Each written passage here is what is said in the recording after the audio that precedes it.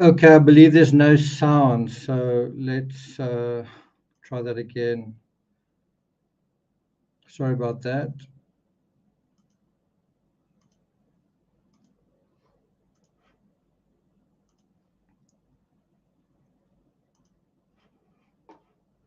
So what I'm trying to do here is remember Ethan, someone who hasn't really gotten that much attention um, thus far. In fact, has probably gotten the least attention.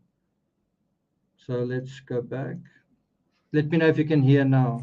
Joining me now is Ethan Chapin's basketball coach, Tyler Amaya. He had trained Ethan on the court since elementary school and says over the years, their coach-athlete relationship became more of a brotherhood. And Tyler, I'm so appreciative that you would talk to us tonight about Ethan.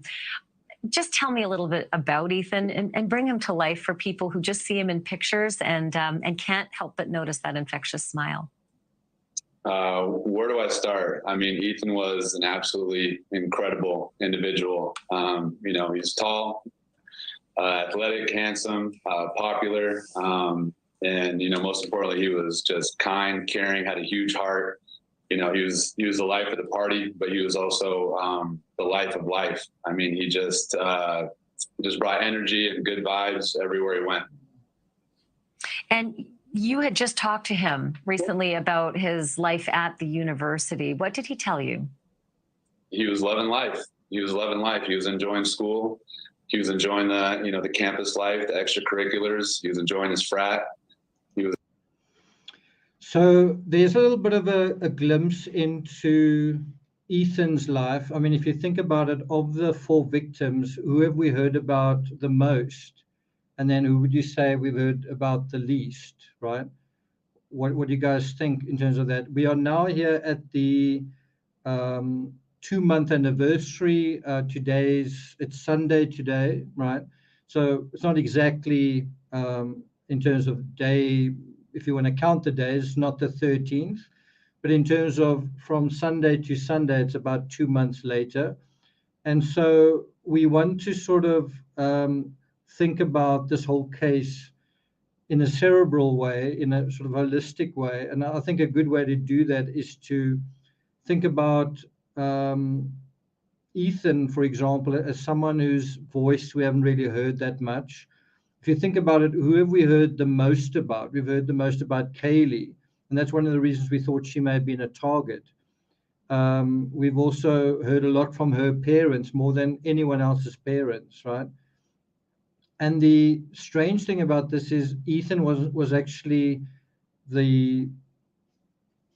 probably of the 4 victims, the one victim that was really in the wrong place at the wrong time. He really wasn't supposed to be there. I don't think even the killer expected him to be there, right? And on the one hand, you have the Ethan losing his life, but on the other hand, you sort of have the idea that Dee's life was possibly saved, and perhaps even B's, because Ethan was there. If Ethan wasn't there, would the killer have continued? In other words, wasn't it a case that the killer killed Kaylee and Maddie and then went downstairs and expected to encounter another girl, only to encounter a guy, and that was really the end of his rampage? Did you kind of get that idea?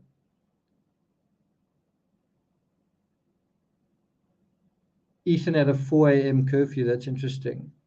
So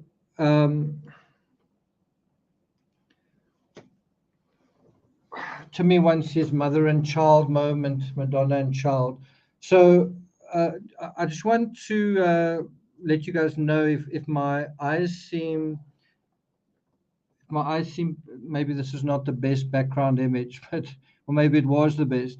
My eyes seem quite puffy. It's not because I've been crying. It's not because I've been taking drugs. It's not because of anything other than there's quite terrible hay fever at the moment, quite a lot of pollen in the air. And I actually thought I was going to cancel this live because I rubbed my eyes earlier and then I could barely see through them. They sort of just swelled up. To me, I think it's actually too hot for this, so I'm going to put you down. It is really, really hot. So yeah, but I don't want to sort of make it about me. But if you are noticing my eyes are unusually puffy, it's because of pollen. Not I haven't been crying myself to sleep. In terms of this case, the latest documentary, one of the latest documentaries that came out was the 2020 documentary, and I thought that one started particularly strongly, particularly well. Why? Because it focused on the context of what is actually happening that weekend, that there was a big football game taking place. As far as I know, it was the last home game of that year, of that semester. And so it was a really big deal. It was kind of the last chance to really have a big party. And wasn't the perpetrator, wasn't the suspect really aware of that, right? Wasn't the suspect aware that um, on this night, perhaps more so than in the entire year, there's going to be revelry, celebration, happy kids. And although he's sitting on the outside, his mission that night is to ruin the party, is to bring all of that noise and laughter to a crashing end, to a chilling, shocking um, end result, right? Don't you think that is the mindset that he was in, his criminal psychology?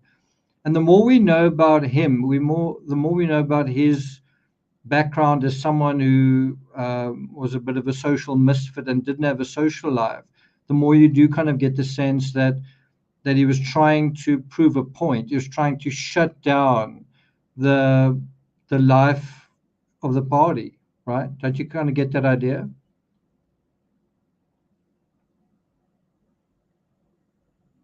Press the top inner corners of your nose. Now, it's not really a sinus thing, and if I do touch on the corners here, my eyes swell even more. So I thought the 2020 documentary started off very well in highlighting that, and you kind of saw images like this, right? You see a lot of young kids really enjoying themselves, right? It's the end of, for some of them, it's the end of the era. It's what they'd all been looking forward to that week. For some of them, even further. And it's also the reason why they didn't have a party at 1122 King Road, was because the party wasn't there. The party was here. The party was on the football field. The party was at the bars, right? And so they had a party before that. And then the next day was going to be, you could argue, even bigger. And you had this sort of situation, and this structure is in Moscow, and it's really not far from 1122 King Road either. It's sort of an enclosed field. And when you actually watch the documentary, you get a sense of the noise of the crowd, the um, slogans that they say and that they sing, and all that kind of thing, the music, the pomp, the ceremony. And it's all part of the glue that holds the student life together. And obviously, someone is sitting in that situation, outside of that situation, and is looking on with envious eyes. He is looking at that from the position of a sort of an evil onlooker, if I can put it that way. And so that's a question I kind of had. What impact did football have on all of this? And it does turn out that it did have an impact. Was it does look like the perpetrator chose one of the biggest nights, the biggest sort of parties to disrupt and to ruin. It seems like he did that on purpose. Deborah, thanks a lot. I have actually taken antihistamines, but the problem is they make me sleepy, and I really can't take any more than I've already taken. So that's the setup. But thanks for that. So that's the similar to the image I've got behind me. That's the situation. You've got a lot of kids together.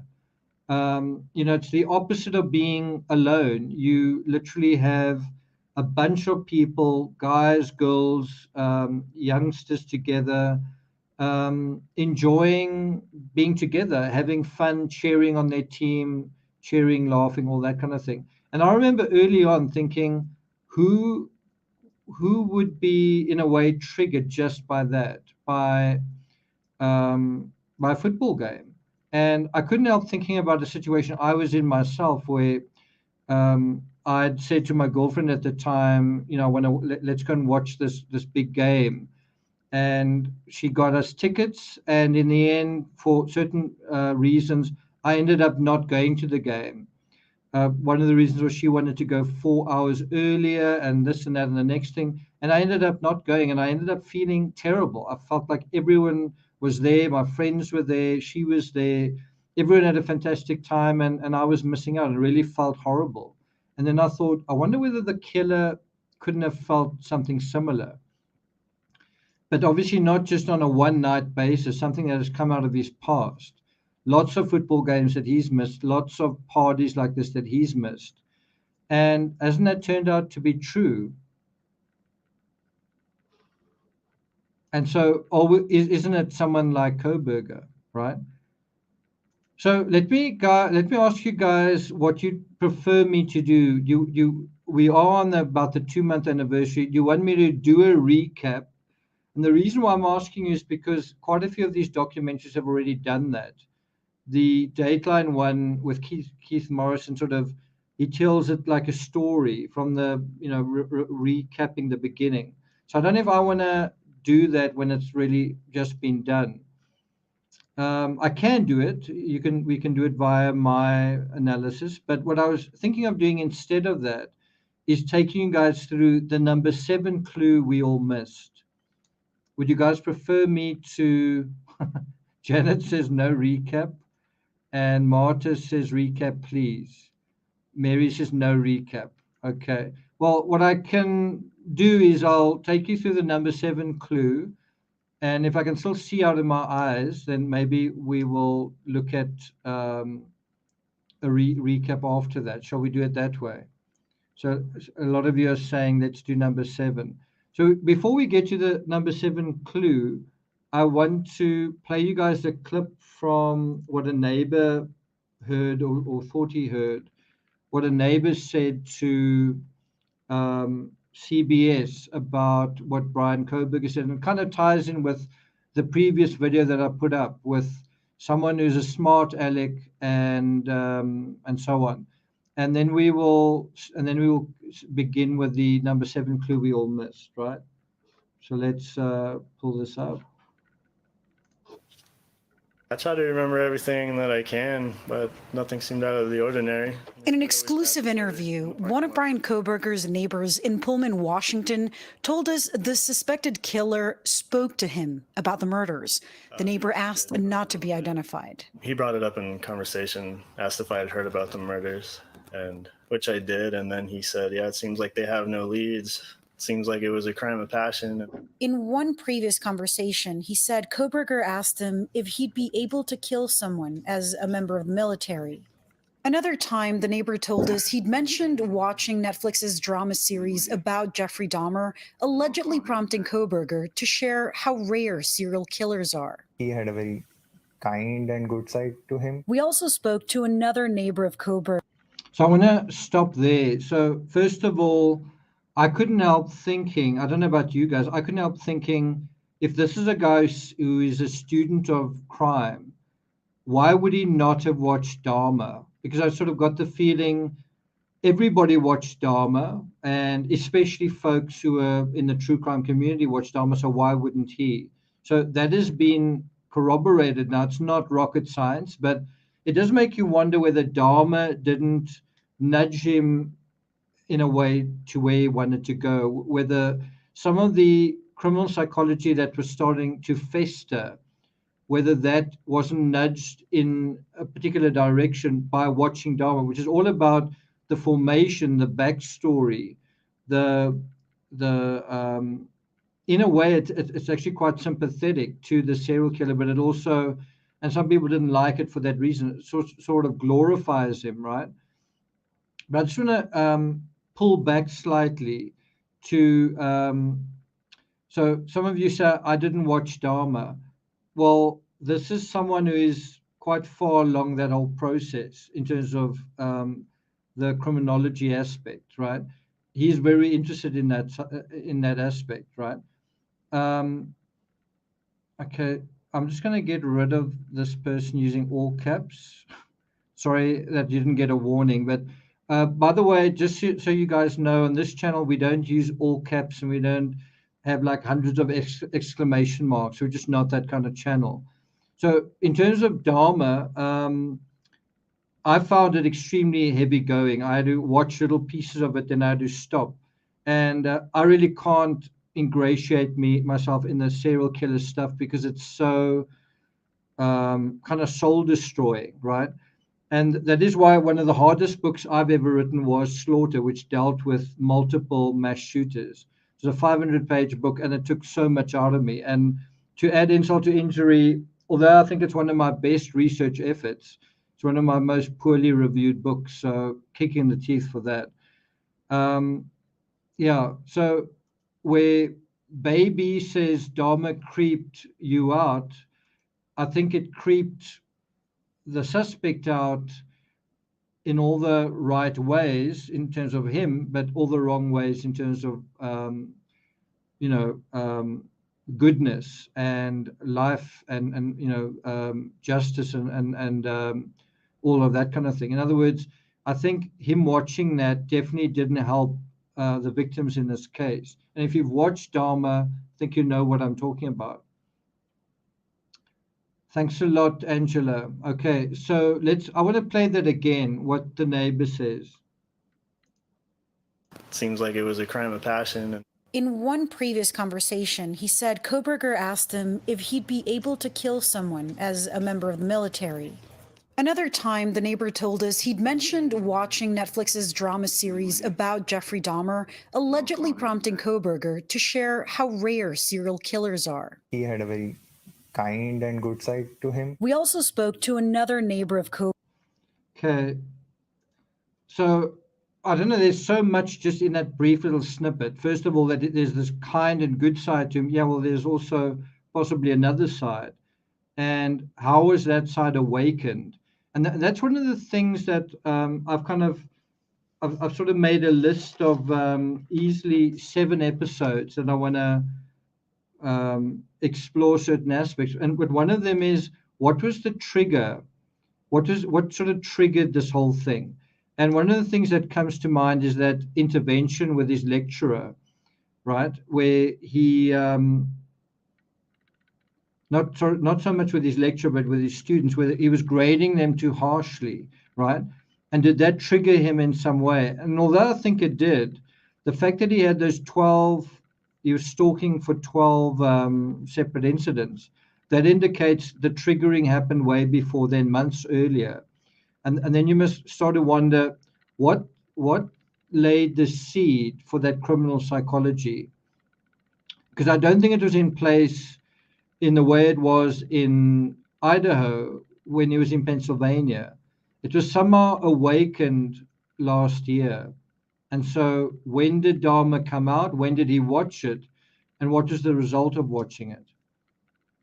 Because there is something, if he's an obsessive compulsive guy, did he maybe watch Dharma twice, 3 times, the entire series? And what could that have done to him? Did he try and learn from some of Dharma's, what's the word? Did he learn from, how can I put it, some of his, I guess, strategy? And did he think that he could do something as brazen as well, right?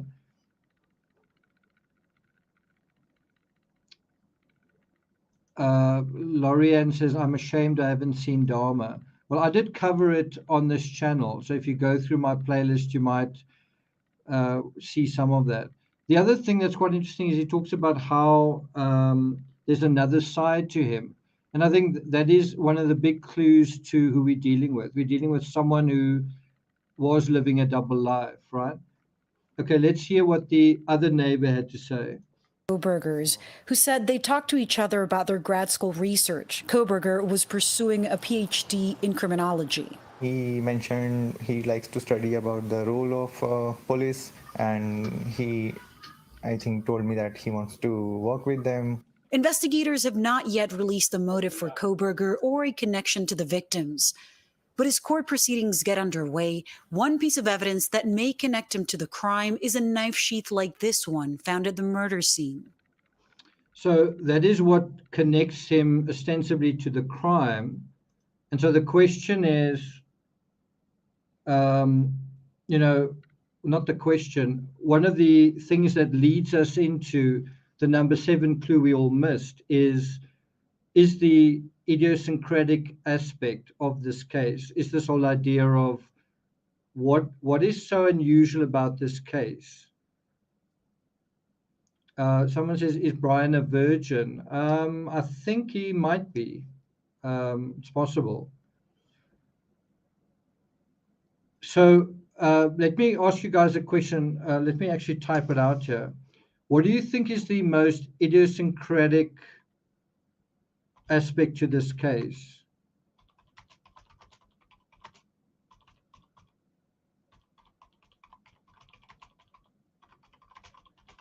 And what I mean by that is, if you look at, especially if you've been following this channel for a long time, if you look at all the other cases we've covered, Chris Watts, yes, even Kylie Rodney, John Benet Ramsey, Madeleine McCann, Casey Anthony, Patrick Frazee, Suzanne Morphew, all these cases that we've covered, and you think of them just in a broad way, what is totally different between those cases and this case? What stands out as totally idiosyncratic about this case?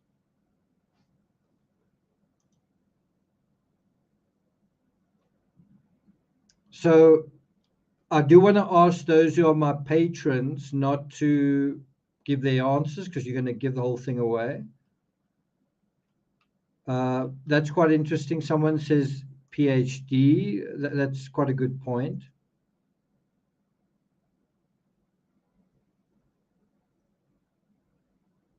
That's a really good answer. The fact that there's 4 victims in a house full of 6 people, that's a good answer.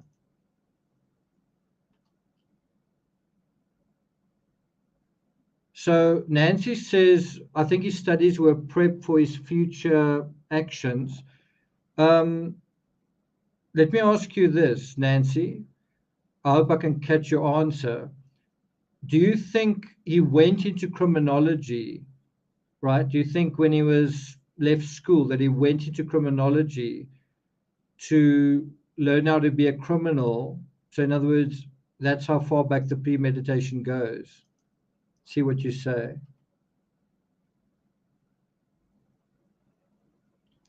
Mendy says, I saw Dharma. Yeah, that was definitely an upsetting moment. Okay, so someone's asked, what's the question? Well, it looks like the lights are about to go out there. How far do I have to go back to find it and type it again? What is the most idiosyncratic aspect of this case? Let me put it up as an image. How about that?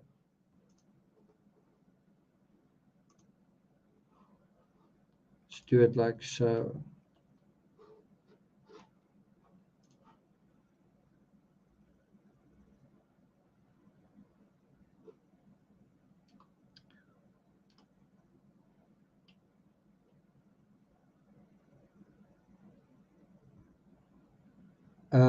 Humble Grower says, overachiever to inflate his own ego, killed out of hate. I don't actually think he killed out of hate. I think hate was part of it, but I don't think it's the main reason. Havanese mom says, brazenness, overconfident.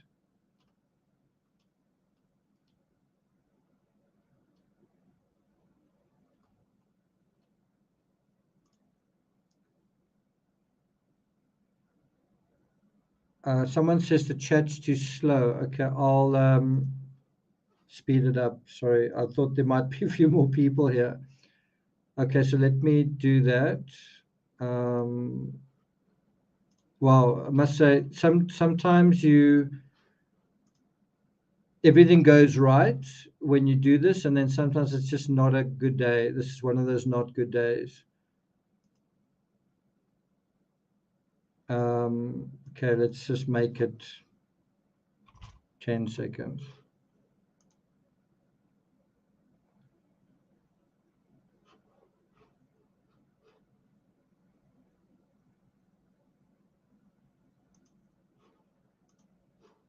Okay, is that better? Chat is fine. Okay.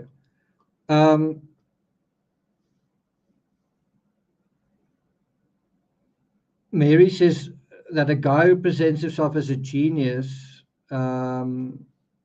made so many amateur mistakes. No, because I mean, no, I wouldn't say that. Chris Watts, you kind of had a similar situation. Everyone thought he was so smart. Anyway, let's see what some of you guys say. Proximity.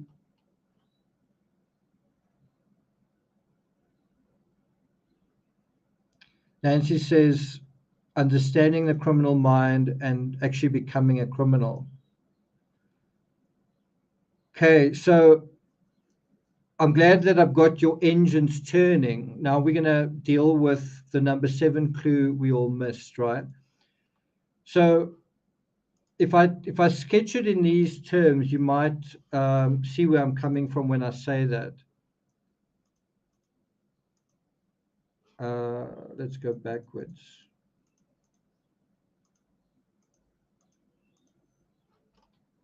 So as I go through this, see if you can pick up the number 7 clue we all missed before I actually get to it, right? In other words, I'm going to give you some broad terms just to consider. In all of the true crime cases we've covered so far, every high-profile case I've actually written books about, with one exception, there was an attempt to cover, hide, or minimize the injuries of the victims. Do you see that in this case?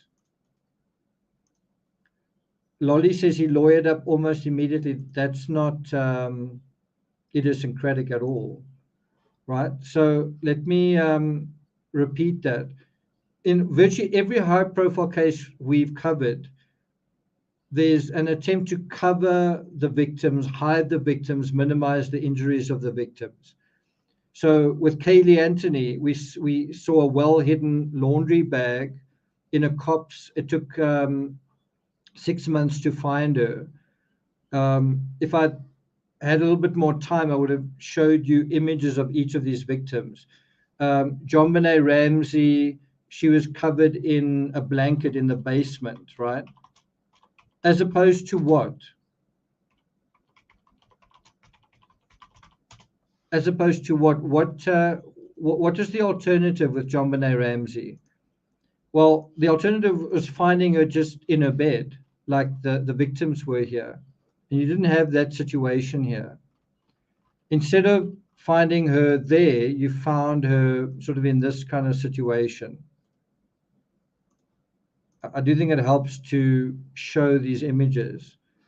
Can you guys see that? It's such a small image. But instead of her being in a bed, she's in a basement covered in a blanket, right?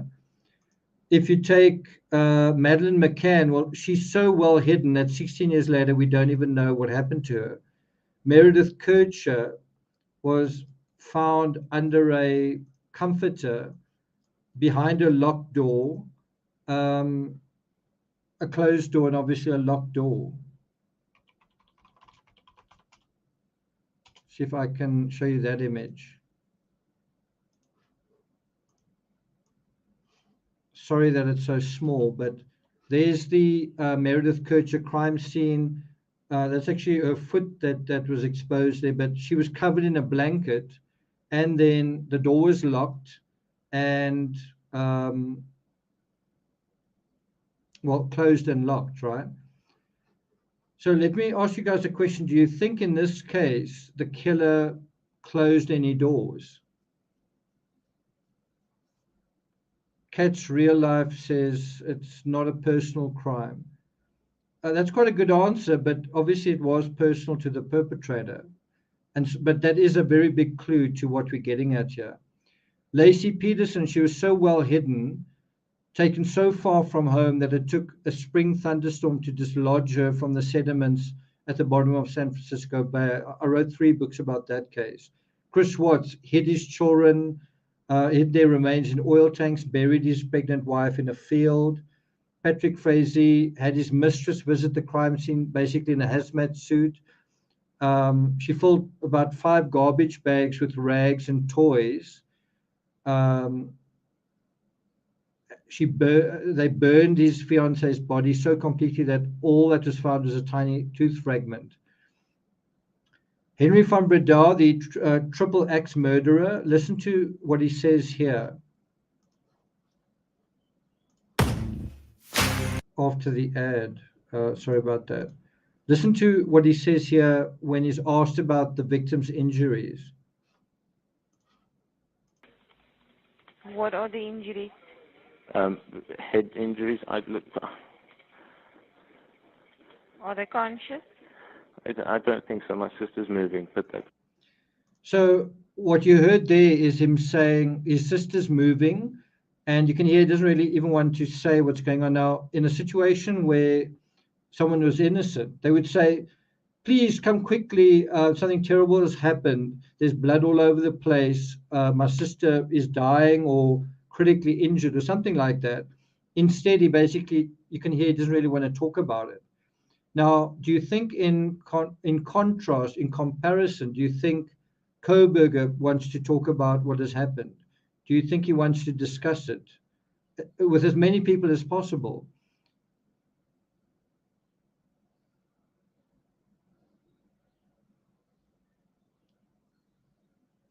There you go. There's a really great answer.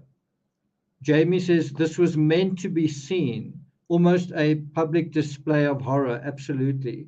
And you kind of get a sense of that when you recognize what you see behind me is you see all these happy people, and he has decided, I want to ruin the party. I want to shock you guys into terrified silence. I want to ruin the party for everyone. Everyone go home. Stop what you're doing. Stop studying. Stop partying. Stop hanging out together. Everyone go home. And so the crime is actually meant to be, and that's true as well. It seemed to want to talk online about it as well. And so if you say, he's trying to cover up and he's trying to hide things away, he was actually very focused on trying to create a spectacle out of this crime, with himself at the center, obviously not letting on that was the case. And then remember, Suzanne Morphew disappeared with a bicycle, made to suggest and minimize what had happened to her. I'm going to put this image up next to me. Sorry, where is it? Definitely isn't my best day. Okay, up there.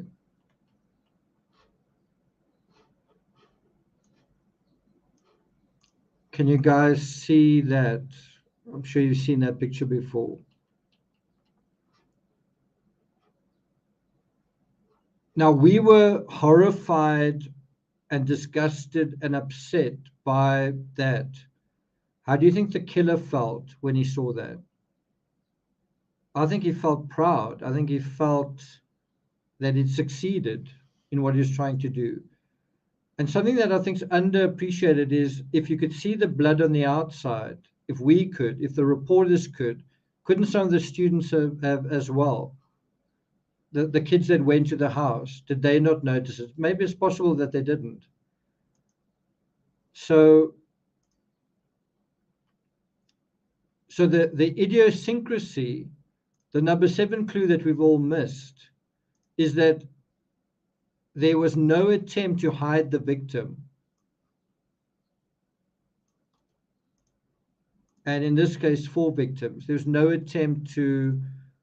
And what is, when you say that, when you say there was no attempt to hide the victim, what are you actually dealing with? Well, you're dealing with the opposite, that you actually want people to see it and know about it and read about it and be horrified by it, right?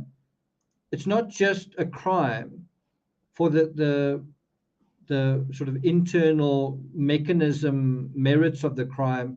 It's a crime as a way of showboating, which in a way is a very sad reason to commit a crime. It's not because you've got anything against that person or that one or that one. You're not killing someone because you don't like them or because you want to get something from them. It's actually you using them as kind of as an art exhibit, which, if you think about it, is quite psychopathic. It's particularly psychopathic. So there is actually one case I can think of that is a little bit similar to this, and it's the murder of Mo Wilson, where Mo Wilson was also shot in a kitchen, left there, and the killer then left. But even in that case, they took a bicycle and made it look as though possibly there was a burglary, right? But the question I've got here is, do you agree that this looks like someone was trying to make a statement? Almost like I've seen Dharma, I've watched Dharma, and now I want to be the next Dharma. And how can I get there liberty quick, like really, really quickly? Sorry, what's it? Lickety split. Like really, really quickly. And so he's doing this as someone who's studying criminology and who's been a consumer of certain really macabre entertainment, but real life entertainment. And then this is his contribution to that genre, if you want to call it that.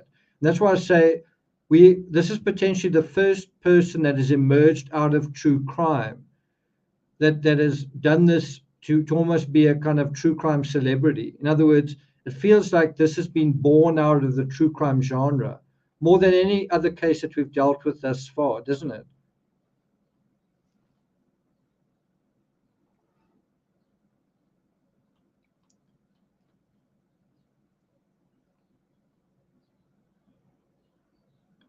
Perfect imperfection. Yes, I did notice a comment that I really didn't appreciate. So, yeah, I definitely know what you're talking about.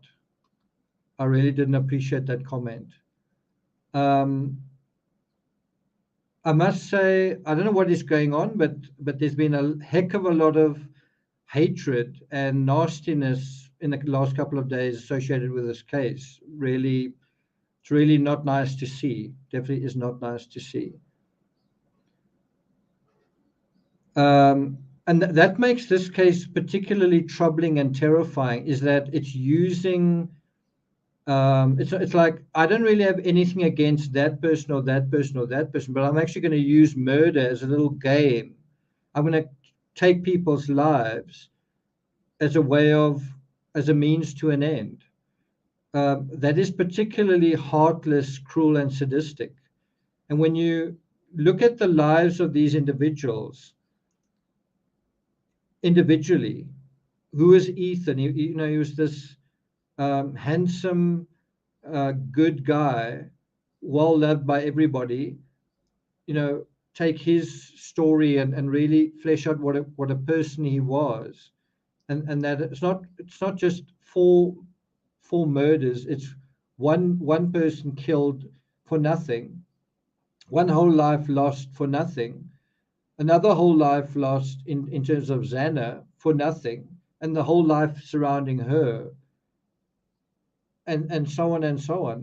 Kaylee's whole life, we know quite a lot about Kaylee, her backstory. But that whole person, she was about to go overseas, go backpacking, get a job in Texas. She's just bought a new car. All of those hopes, all of those aspirations gone. And then you get Maddie, who is also getting the life that she deserved.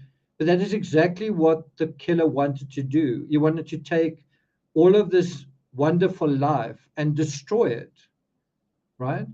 And to turn that in an inverted way, like to say, I'm the god of death in terms of the situation. And look how great I am. Look how completely and permanently I've destroyed lives. And I want you to see that. I don't want to hide it away. I want you to see that. And that is what we're seeing. And I don't think it's I don't think it's a mistake I don't think it's coincidental that we've been talking about a serial killer. I don't think it's accurate because he's not a serial killer, but I do think it's not a mistake. It's not accidental that that narrative has come up, because this was so shocking that it does bring up that level of criminality. And so is it any surprise that this criminal appears to have been inspired by a serial killer this year, specifically Dahmer, right?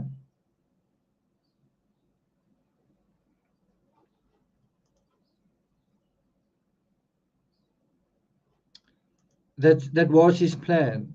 But more than that, it is more than that as well. Okay.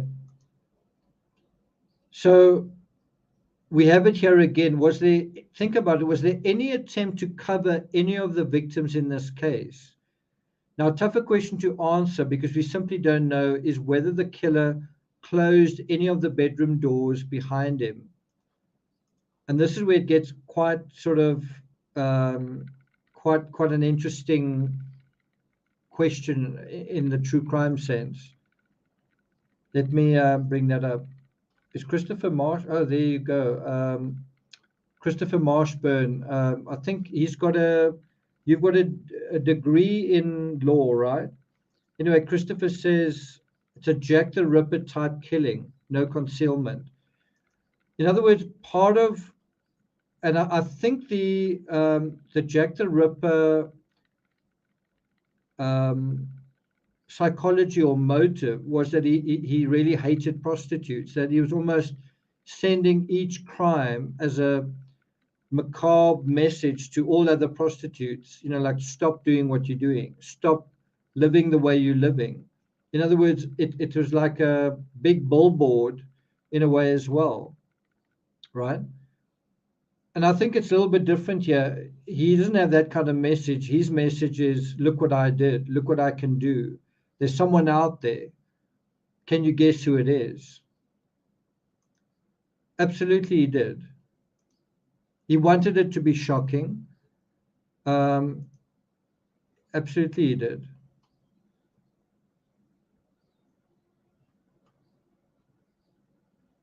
Mondo says, I don't see a Dharma connection. Did you not watch Dharma?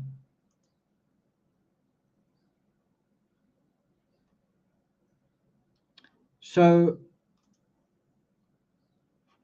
in terms of the, so I think this is quite important to establish. If you say, you could counter argue, you could say, I actually think there was a door closed. Wasn't Xana and Ethan's door closed? Because if it wasn't closed, then surely Dee would have known very early on what was going on, right? Let me say that again. So we're trying to make the case that the killer wanted his handiwork, horrible word, but he wanted his efforts to be seen, heard, and read about, and he wanted to shock everybody. So if you say he didn't try and cover up the victims, which he didn't try and like put a blanket over them or anything. And the cops that came on the scene were so sickened by what they saw that they were sort of traumatized, right? But the question is, so didn't he close any doors? And I think he did close Ethan and Xana's door. And then the question is, why did he do that? And it could be either that one of them or both of them was making a sound. So it could be because he doesn't want to get actually found out by those sounds. And the other possibility is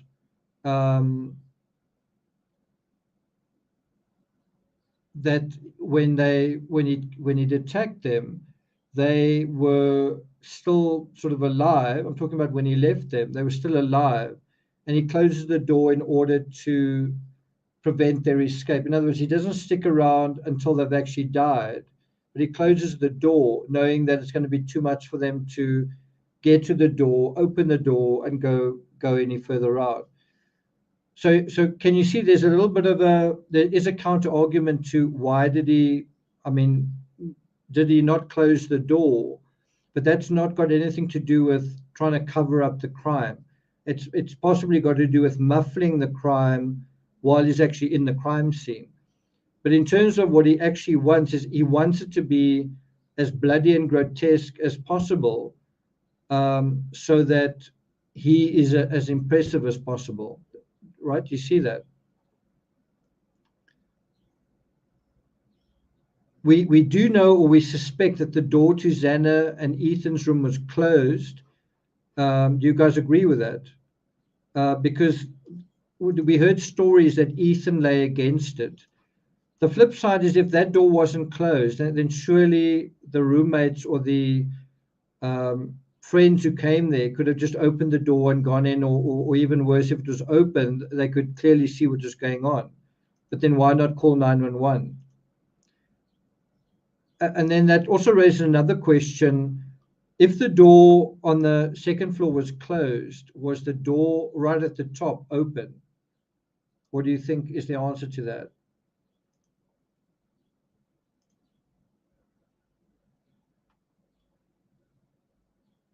Pauline says Ethan was found in the hallway, Xana in the bedroom. That's not my understanding, because if Ethan was in the hallway, then they wouldn't say unconscious individual. I heard that someone was lying against the door. So, Deborah, thanks a lot for that. And Felicia, thank you.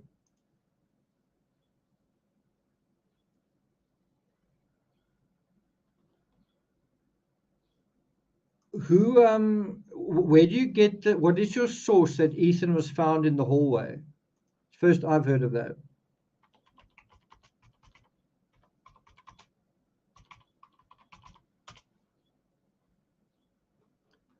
I see it's on TikTok. That's not a source. I hate it when that happens. I really hate it. Where you're doing a thing like this and then you get referred to a TikToker.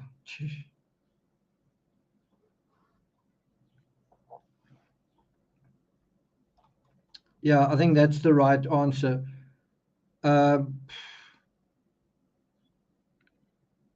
Yeah, I've heard about the explained as unconscious.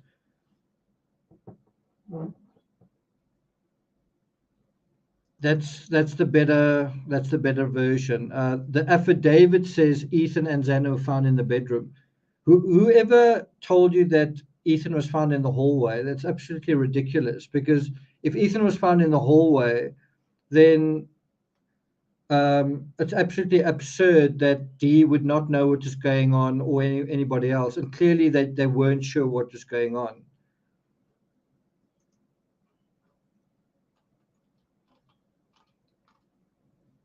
Okay, anyway, let's continue. As far as I'm concerned, nothing really trumps the affidavit. If the affidavit says they were found there, then obviously they were found there. So anyway, this is the point. Unlike most killers, this killer doesn't want to hide his handiwork. He wants it to be seen, felt, heard, and read about.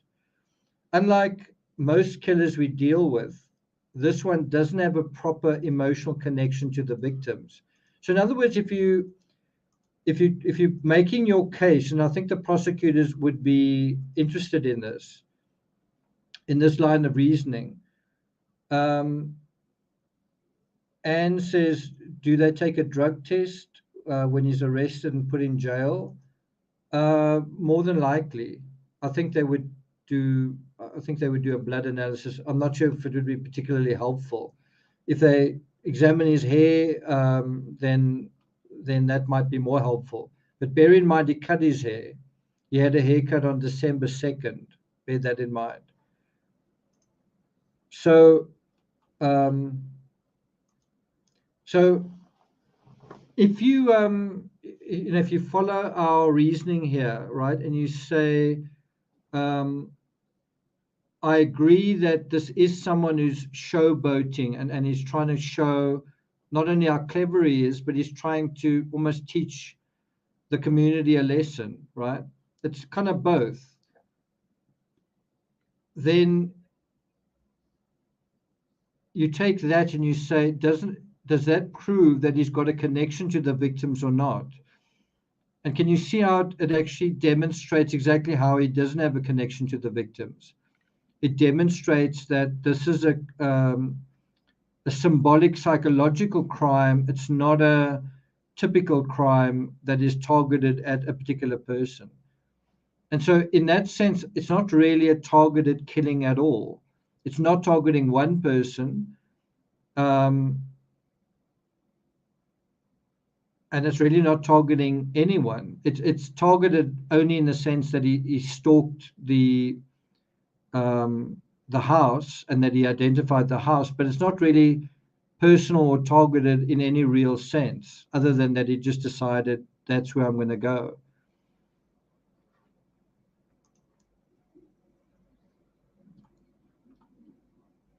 There you go, showboating. So what we're dealing with is someone who doesn't have a proper emotional connection to his victims. And it's for that reason he isn't remorseful or ashamed, but the opposite. Right? So this is something I think we often forget in true crime. Sometimes someone is killed and the killer actually feels somewhat ashamed about it. They may feel quite justified, but they also feel ashamed about it. And what they do as a result is they cover the victim up. They move the victim somewhere else and put them behind a door, whatever it is, right? They take them to a forest and they dispose of them there. Why? Because the perpetrator feels, part of it is they want to get away with what they've done, but they also feel ashamed that they don't want to see the victim. They feel regret and remorse as well. Right? There is a in a way positive feeling within all of that horrible negativity. I hate to use the word negative, but let's call it criminality. There's something positive in all of that criminality, that it shows that the criminal does actually have a heart to some extent, right? What's the opposite of not having remorse or shame or an emotional connection? What's the opposite of that? It's hubris. It's being proud or boastful and happy about what he's done. He's not ashamed of what he's done. He's done exactly what he wants to do. He's proud of it.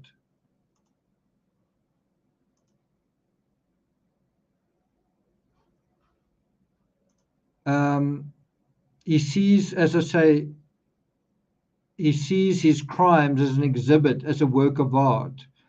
And it's not the first time we've seen this sort of sadism in true crime either.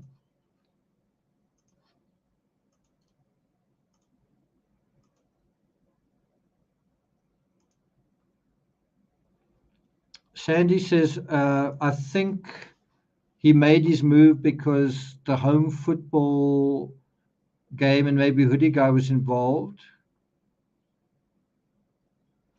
Sorry, I read that part. I don't think there's a accessory to this. Sorry, I don't. Kaylee was home to chauffeur a Range Rover. I think the first part of your statement is true. He made his move when he made his move because of the home football game, because it was intended to spoil the fun. It was intended to be this stark contrast to all of this happiness, all of this joy, all of this celebration, and then death, right? It was intended to bring all of that to a sudden halt, to silence all of that, right? Okay. So did you guys know that Danny Rolling, the serial killer, this guy,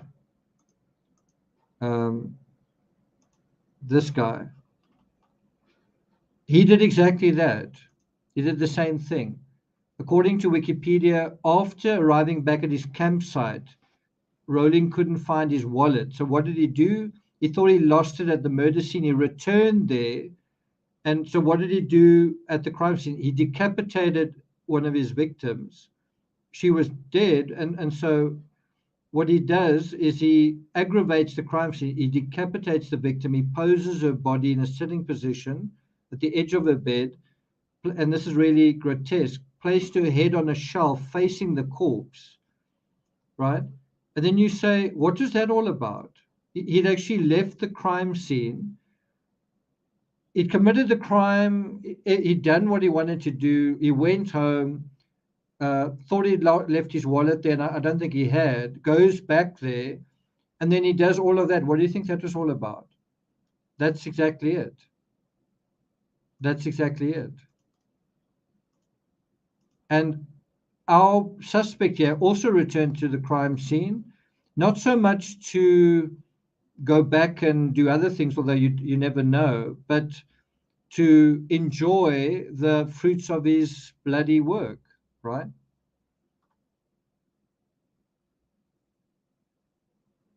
Alan's, that's absolutely right. He's suffering from FOMO. I don't think it's just fear of missing out. I think it's COMO, knowledge of missing out. He knows all too well how much he's missed out on. Do you think he was relieved to be caught or disappointed? I think he was disappointed. I mean, he was caught after only 47 days. It's not much of an achievement, that. I don't think he was relieved to be caught.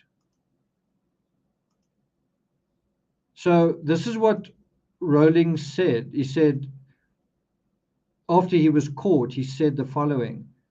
Sorry, where is that? He said that his intent was to add to the shock of whoever discovered her, right?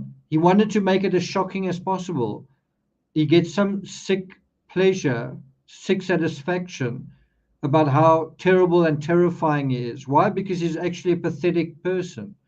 He's such a small person that he gets some sense of satisfaction that you think he's this terrifying monster. Why? Well, because before he committed the crimes, he was this nobody. And he'd rather be a terrifying monster than somebody that doesn't even register anywhere on anyone's radar.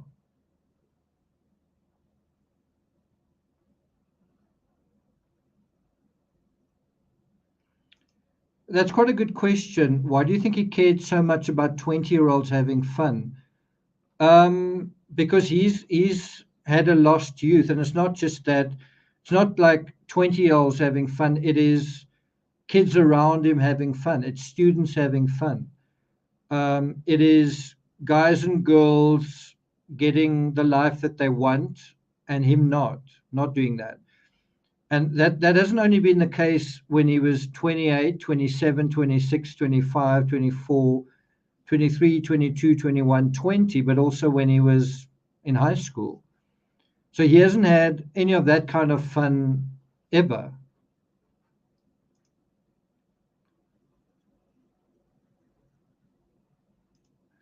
So thanks a lot, Deborah. Deborah from Australia says, do you think he returned to see if he could retrieve the knife sheath? I think that's a definite possibility.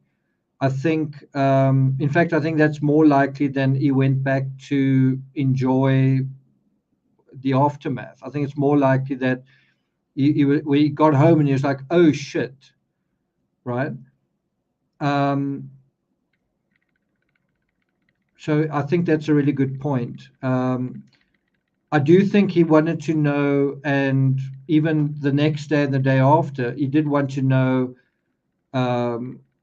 what everyone's reaction was. He was probably reading every news report that he could, even more than we were.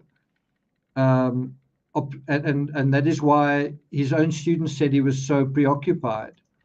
He was preoccupied with enjoying, luxuriating in his own story, essentially, his own perceived significance.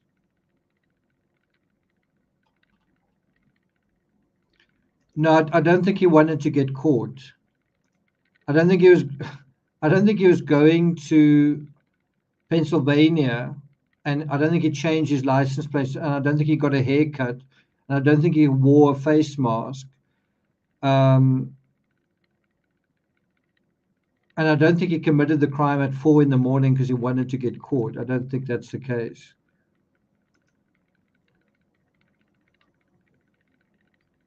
I don't think he wanted to get caught. I really don't think so. I think he wanted to prove that he couldn't get caught, that he could get away with it. So let me bring up another image here.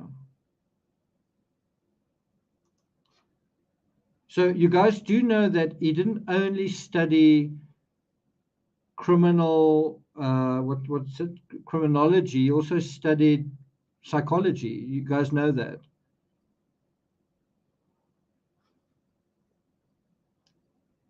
Okay.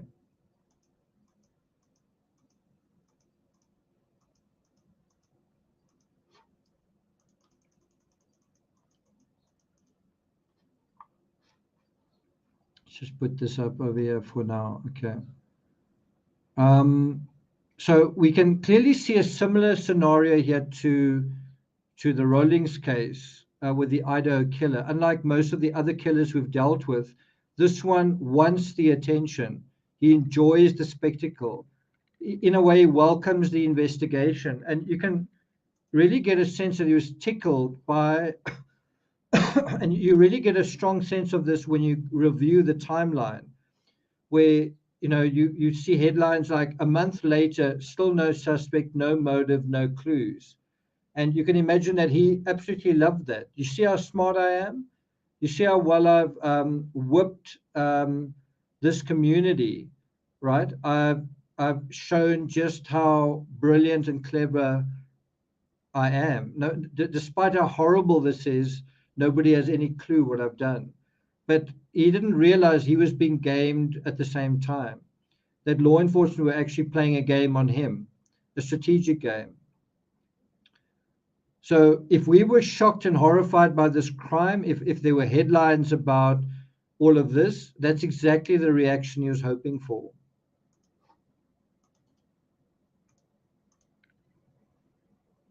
And so again, think about what I said was the motive right in the beginning. I said he wants power, right?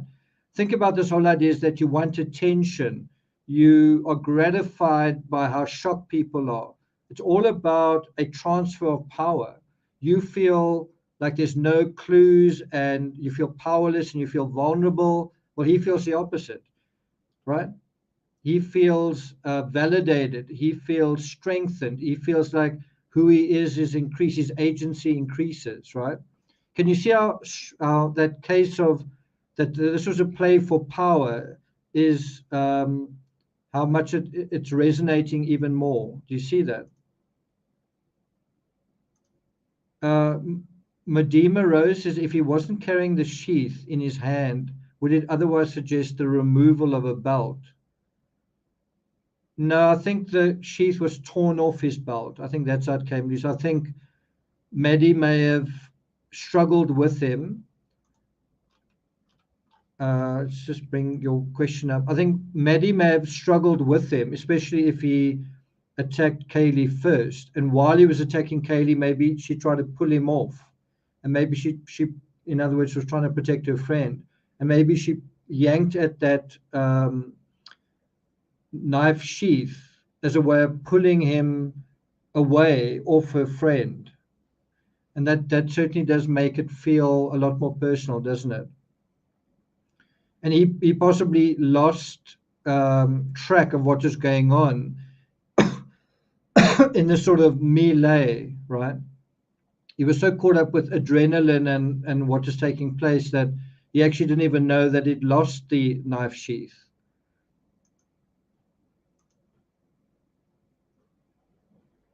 That was a great comment. Thank you. Pauline, where did you say you found that information about Ethan in the hall? I'd be interested to know.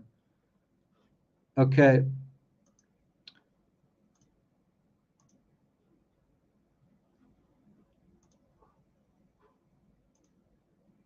So just a couple of other images here. I'm going to come back to what I've been talking about. Do you know what building this is? This is the building at the Washington State University on that campus where he was studying criminal psychology, criminology, right? That's actually where he would go for his classes.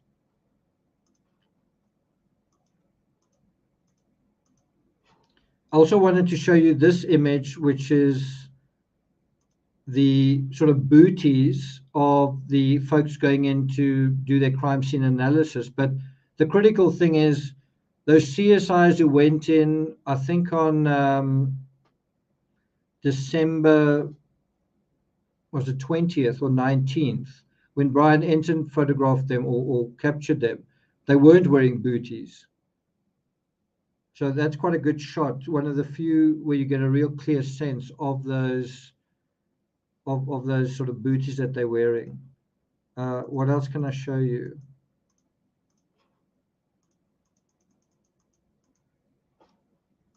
This is an unusual image of the aerial view where you can see how you can drive right around the house. You don't often see it from this vantage point.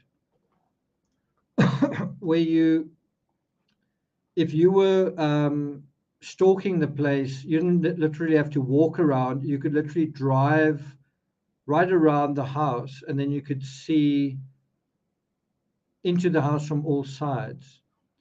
But especially the road going up there, going past there, would give you a view into this area. You could also park right over here and just look right through there. But it affords a view from over here that way.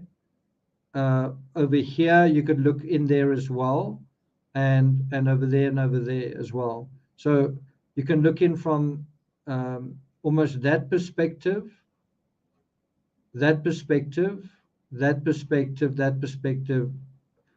No, and in a weird way, this house is very much naked and alone. It's really very exposed to exactly that, to someone driving around it.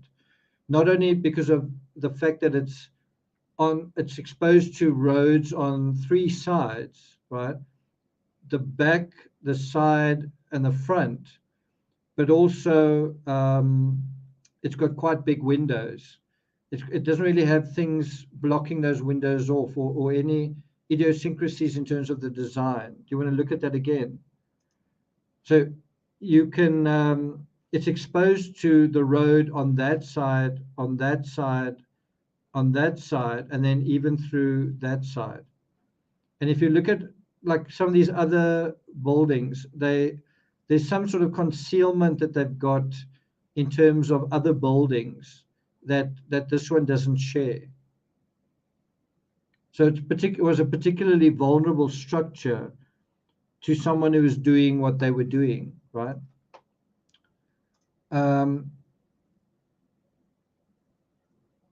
Erin says there was a axe throwing competition with booths selling knives in town that night. That's an interesting comment. I wasn't aware of that.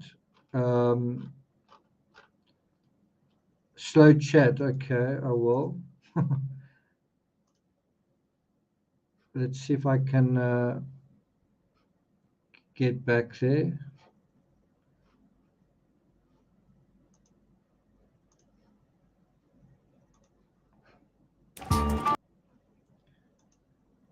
So in terms of the poll, damn, I've just gone out there.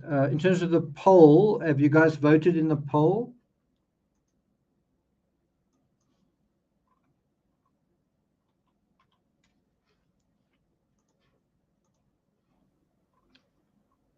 What does the poll say? What does the poll say? So is this a surprise? By exactly 2 months, so you can argue, no, it's actually 2 months and 2 days, but basically 2 months later, a prime suspect has been caught, arrested and charged. Is that surprising to you?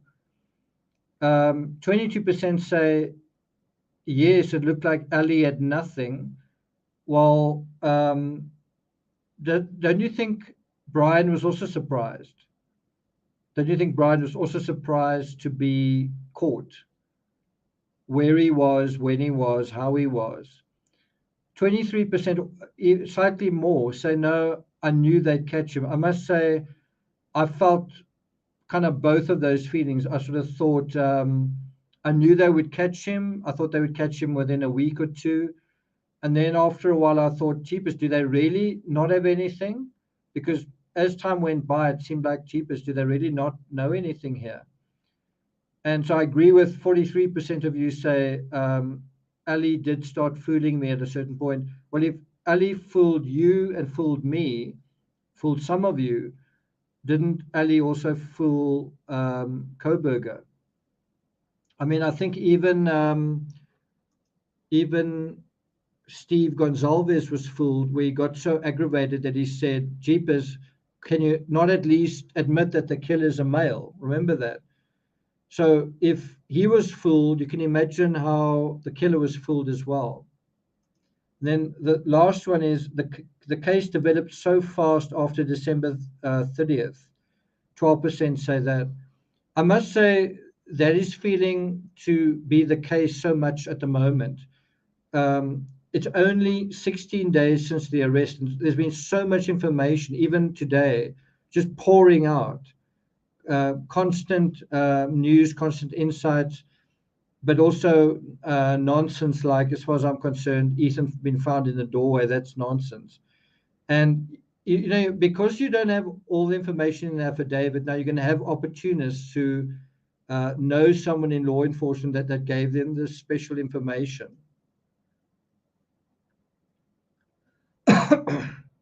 And you can actually imagine for the next 6 months, we're going to have some folks in social media and creators that are going to be inventing bullshit. Take my word for it. They've got to get from here to June. And so because there's not really going to be much coming from law enforcement, well, that's 6 months worth of open season on bullshitting their way through this case. One of the ways you can do that is you can say, you know what, I actually think that Koberger has an accessory. So let's spend the next 6 months blaming and choosing various accessories. Could it be this person? Could it be that person? Do you know who spoke in the Dateline documentary? There was a young girl who spoke. How could she have known that? I think she's the suspect. Let that play for about a week. Then we go on to the next one, and the next one, and the next one. In other words, you print money, witch hunting innocent people, just as a way to create content between now and what do you call it? Now and June. Mark my words, that's going to happen. That's the difference between this channel and other channels and many other channels. I must also say, I don't appreciate associating this suspect with BTK, calling him BCK. I really don't appreciate that. This crime is bad enough without trying to make it worse than it is. He's not a serial killer. So stop beating the drum of something like that. If he was a serial killer, we would have known long ago. And it was also quite obvious in the beginning that he wasn't a serial killer because of the dumb way that he executed this crime. And this is the part that I find quite sadistic. You have people in true crime that are apparently, oh, we care about the victims. Oh, we're trying to find truth. Actually, you know what they're doing? They're sadistically making the crime worse because that's what they think their own viewers want in order to make money out of it. That mirrors, that is a kind of horrible mirror of not only the killer's sadism, but the sadism of creators and the audiences. It's really not on. It's really ugly. It's really ugly. You know, like in the middle of this, there's a quadruple murder. That's actually not bad enough. Let's try and make it worse. He's got an accessory and he's a serial killer. And how else can we not just investigate this case? Can we not just find out who this guy is? Is that not good enough? Is that not bad enough? Jeepers, it reflects badly on you guys, not you, them. It really reflects badly. It really reflects badly. So, having said that, and I've got to, in a way, walk back some of what I've just said. Having said that, technically, it's not true that we haven't dealt with this sort of thing before, right? So if you say Chris Watts, Casey Anthony, the murder of Meredith Kercher, John Benet Ramsey, you say in all of those cases you have this attempt to hide and minimize and whatever, right? That's true, but technically it's not the first time that we're dealing with this. We've dealt with this many, many times with every mass shooter without exception. Think about it. Every mass shooter also makes no attempt to hide, conceal, or minimize their gruesome handiwork. The idea instead is not only to inflict maximum casualties, and you also get the idea that if there wasn't a dog barking, if there wasn't a guy in the house, if the victims didn't fight back, maybe we would have had 6 victims or 5 victims, right? We would have had maximum casualties here because that's what the killer was trying to do. He wasn't targeting 1 or 2 or 3 or 4. He was targeting the maximum, right? That's a totally different attitude to I've got a personal vendetta against Kaylee or Maddie. No. I want a maximum body count here. It's a totally different thing. How do you, I think the arrest has affected him? I do think that he's trying to figure his way out of a paper bag. I think it's a bit of a reality check. I think on paper it all seemed fantastic, but now it's become all too real. And reality is catching up with him very quickly, and it's not some kind of movie that's playing. It's not a fun fantasy. Now it's not that much fun. I do think his primary thing now is going to be to show how smart he is, that he thinks he can still outsmart the system. And that is what I think makes this case in a troubling way quite fascinating, is that we are having someone who's challenging the system. I don't think he's going to succeed, but that is what he's trying to do.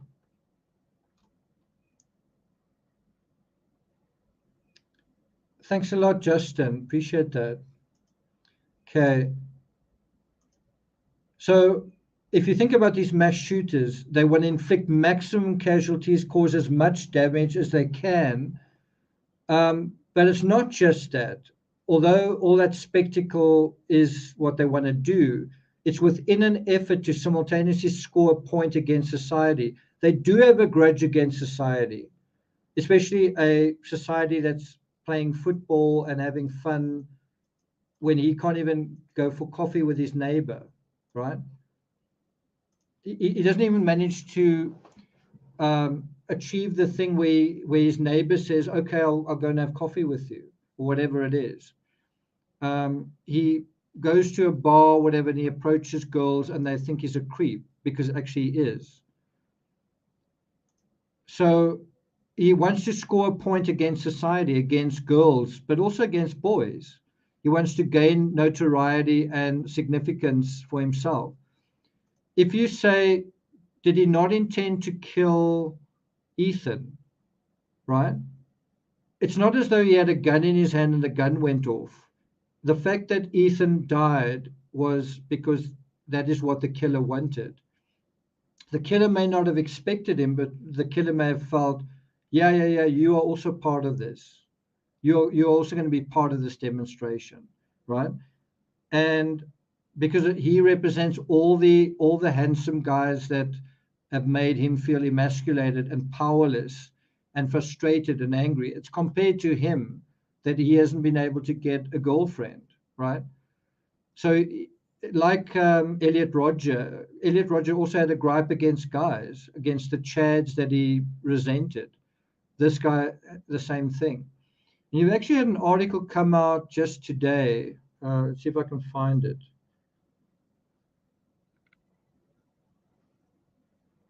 I think it's over here. No, it's not.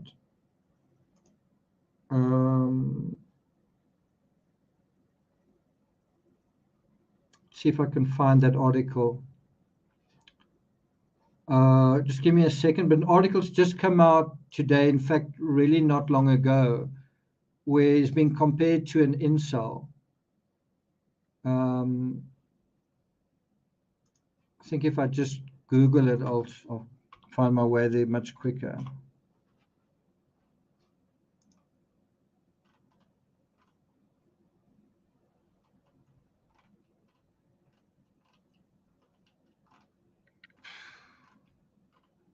Not this time. Maybe.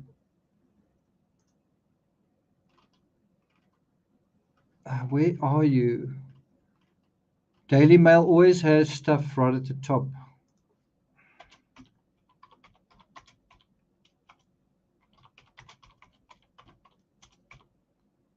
See if this brings it up.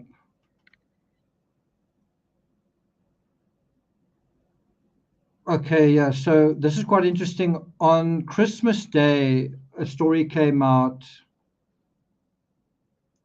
that that it could be an incel, right? That's Christmas Day. And then today again, and I don't think it's wrong. I don't think that is not accurate. 6 hours ago, there's been another story on the same thing. Former FBI investigator thinks University of Idaho murder suspect at a possible incel complex. And the stabbings were a way to assert some form of dominance. Now, to be honest, I don't really like that some sort of dominance. He was trying to show his power. He's been emasculated, so this is his way as a man, a dumb way, but as a way of showing what an aggressive, splendid male specimen that he is. And of course, it's the opposite. He's a horrible human being, but it's the way that he jumps the queue and represents himself as a dominant male. And I can tell you, there'll be a lot of women who find something attractive about him, that he does stick out, and he is actually quite good looking, whatever it is.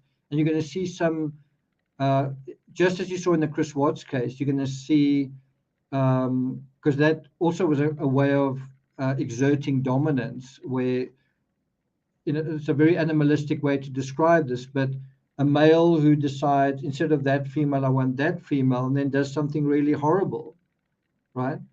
In this case, you have something similar, and I can tell you, you will have a certain fraction of the community who actually feel some feeling of attraction to him as a result of all of this. I haven't read the Port Arthur massacre. I haven't read it. What do I need to know about that, Deborah?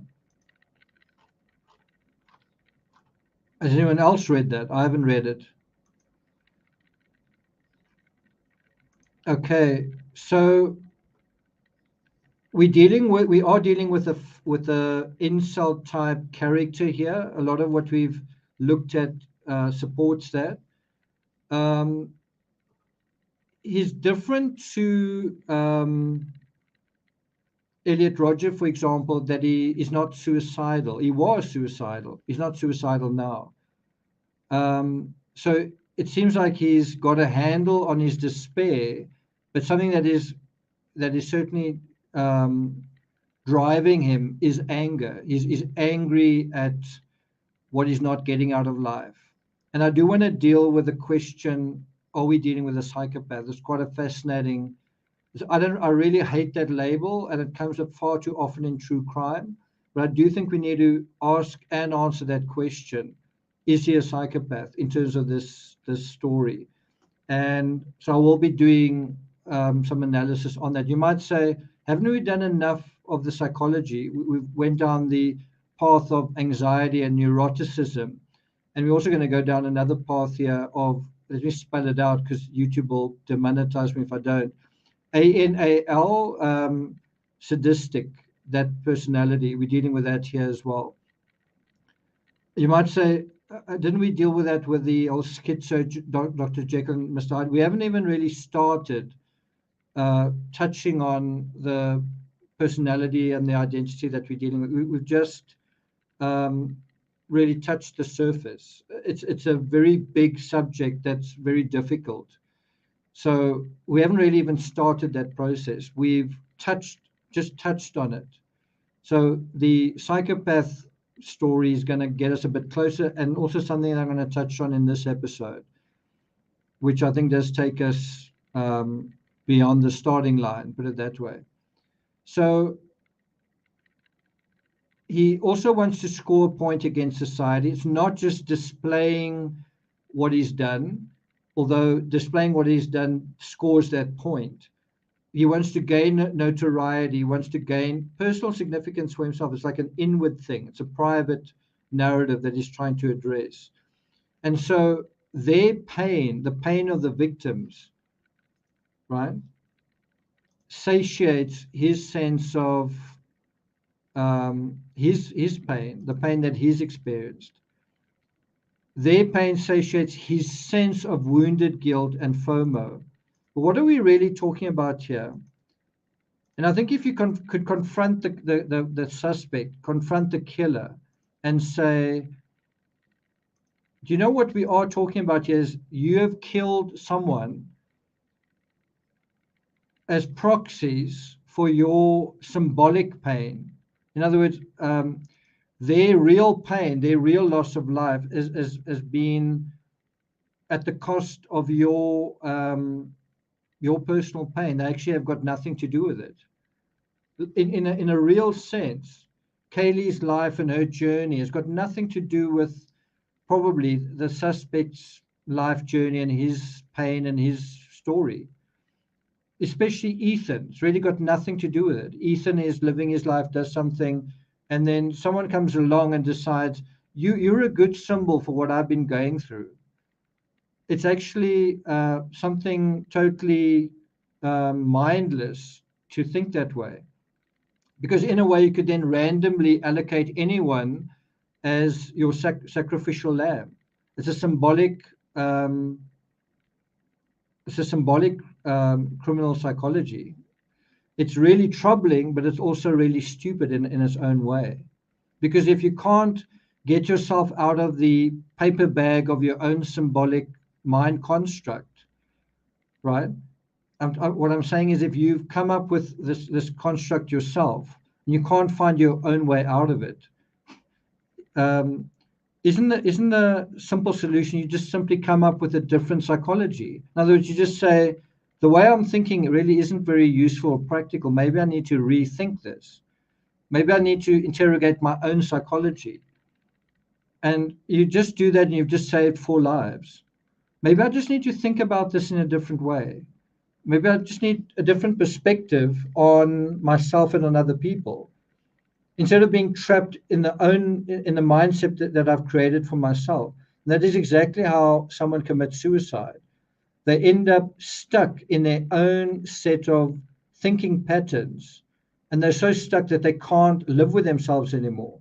Now translate that to a homicidal character, someone who gets so stuck in his thinking patterns that he can't let someone else live anymore. And the solution to that's quite simple. Figure your way out of your social death. Try harder. Put on a smile. Be nicer. Do some sport. Read some books that are edifying instead of dharma. Take a walk. Get a dog. All those different things. In other words, just changing his mind is the solution to his problem. And the other side to that is, by being stuck in his thought process means the result that happened here, the catastrophe at 1122 King Road was absolutely inevitable in his mind.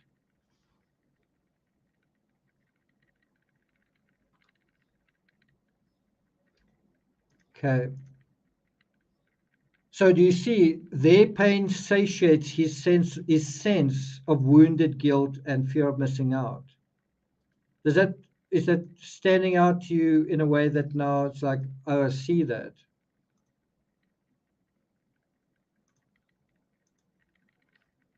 We're now at the hour-and-a-half mark. Okay. So what we're talking about is textbook sadism, deriving benefit or pleasure from the suffering of others. That's exactly what you're talking about here. And I mean, you can actually say that what we're dealing with is, you could see that it was sadistic actually from a mile away. Unnecessary overkill, and now the fact that it's not even targeted, it wasn't even personal.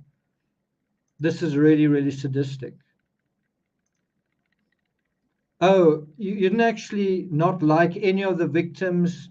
Someone didn't dump you. You know, you don't actually have a personal vendetta with anyone. This is actually just sending an advertisement to say something about your power. Really, is that what this has all been about?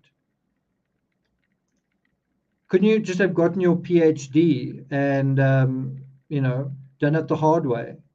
Couldn't you have gotten your power the hard way? Get your PhD. And some people have been saying, let me ask you guys this question.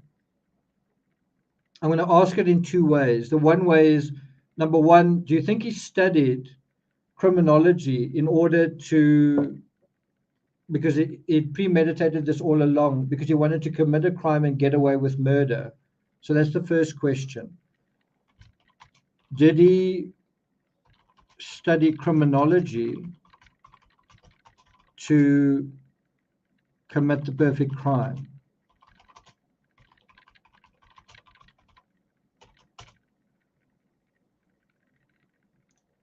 All right.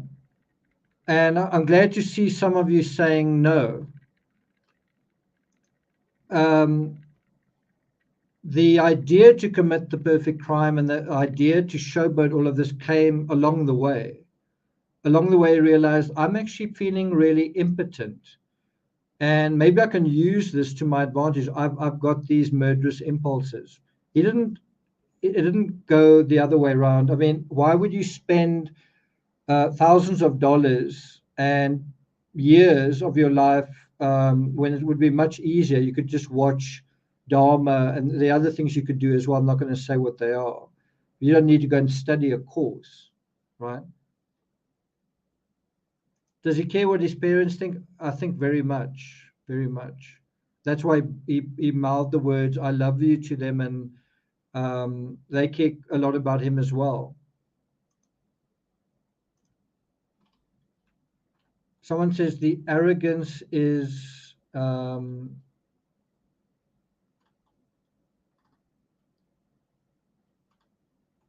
can't find that comment now. I think you said the arrogance is really upsetting. It is. Okay. So I wrote a book called Slaughter. It was the book I wrote before the murder of Vincent van Gogh. I think I was really near the top of my game at that stage of my career. And anyway, in my book Slaughter, I was shocked to discover an incredibly simple, basic pattern in the psychologies of these mass shooters, right? And some people even criticized. They said it's not that simple, and you've really gone over the top. It's really not that simple. Actually, it is. If you read one of the reviews to that book, someone touches on that. They're like, "You are absolutely crazy. It's not that simple." And so, what's the formula that I stumbled upon when I wrote Slaughter? And in Slaughter, I profiled several mass shooters. Paddock, Lanza, Nicholas Cruz, what's his name, Cheng Shui, the Asian guy. I think Elliot Rodgers as well, the Boston Bombers, all of those people, right? I profiled them, and I found the same pattern in all of them, the same obvious pattern. What was the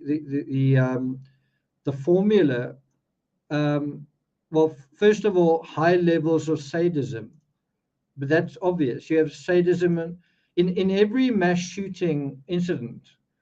And this is important to remember whenever there's the next mass shooting. You're dealing with a sadistic crime. It's taking pleasure, wanting to shock people, but then also getting something out of that, getting notoriety, right? But what is the other side of that? It's not sadism on the one side, notoriety at the other. It's something else. So the one side of that equation is sadism. What is feeding that sadism? What is the flip side to the sadism?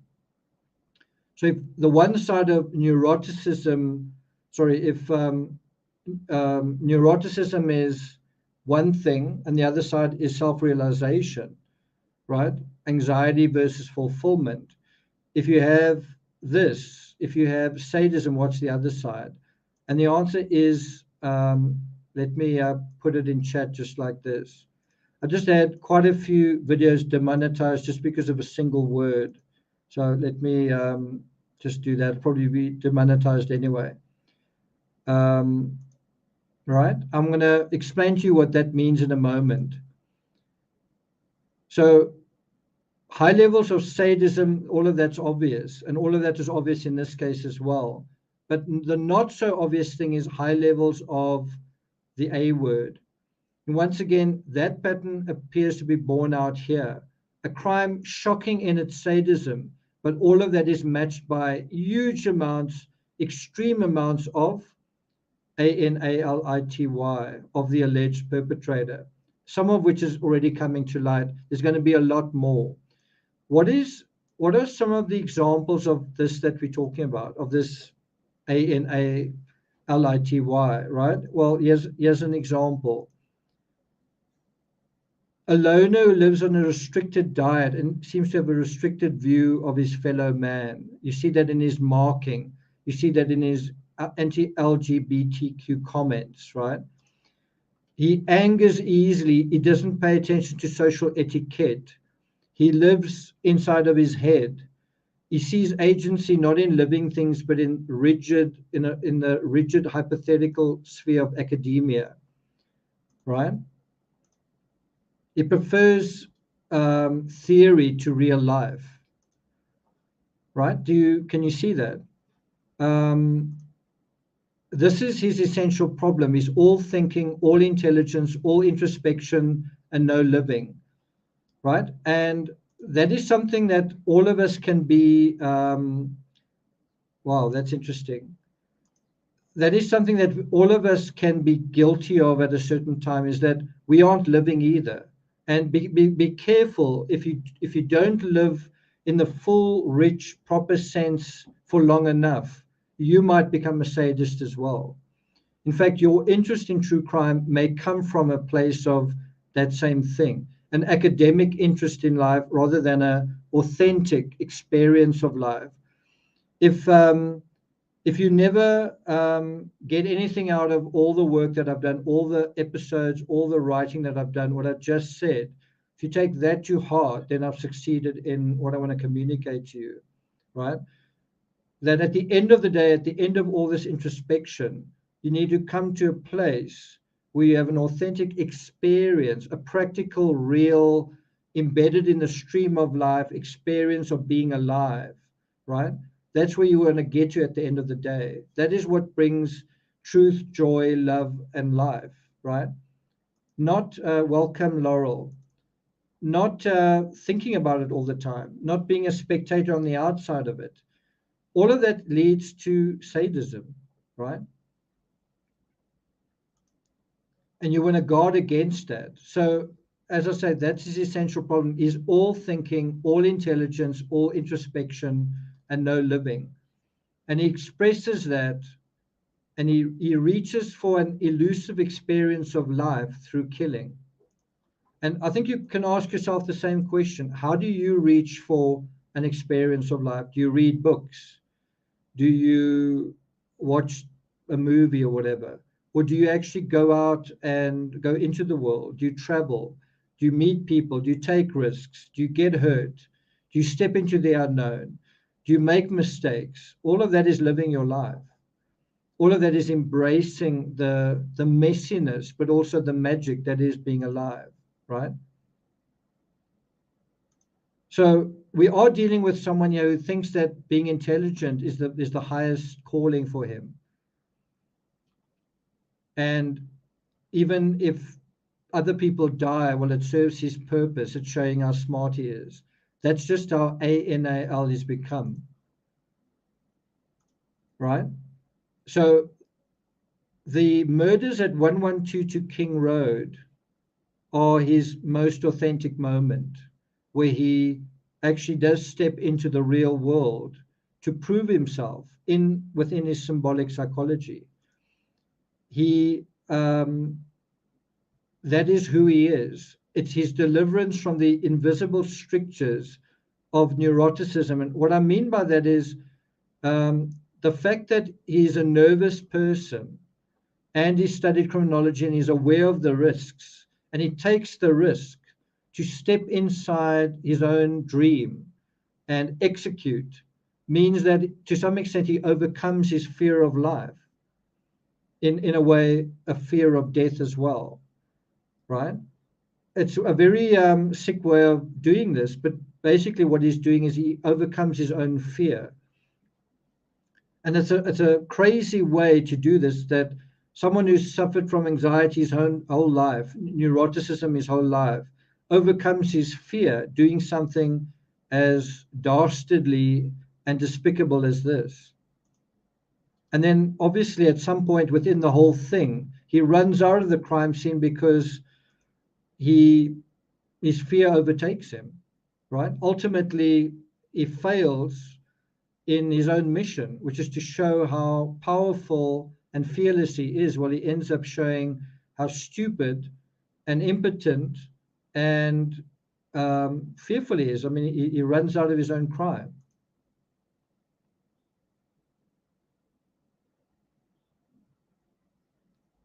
Terry says, I think Brian is terrible at reading people's reactions. Not only terrible at that, he's terrible at reconnaissance. He's terrible at surveillance. He's terrible at paying attention to detail. There's a Ring doorbell camera, dude, 10 meters from where you want to commit your crime. It's going to even pick up the audio. So we're going to know what time it happened and what happened.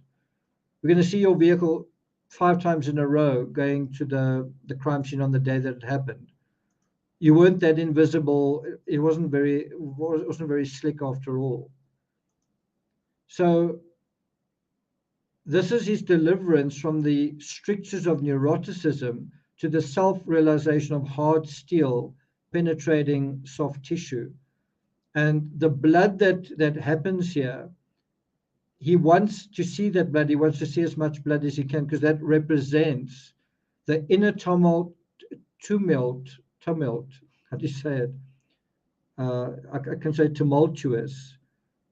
Tumult of his own body and mind now brought to the surface.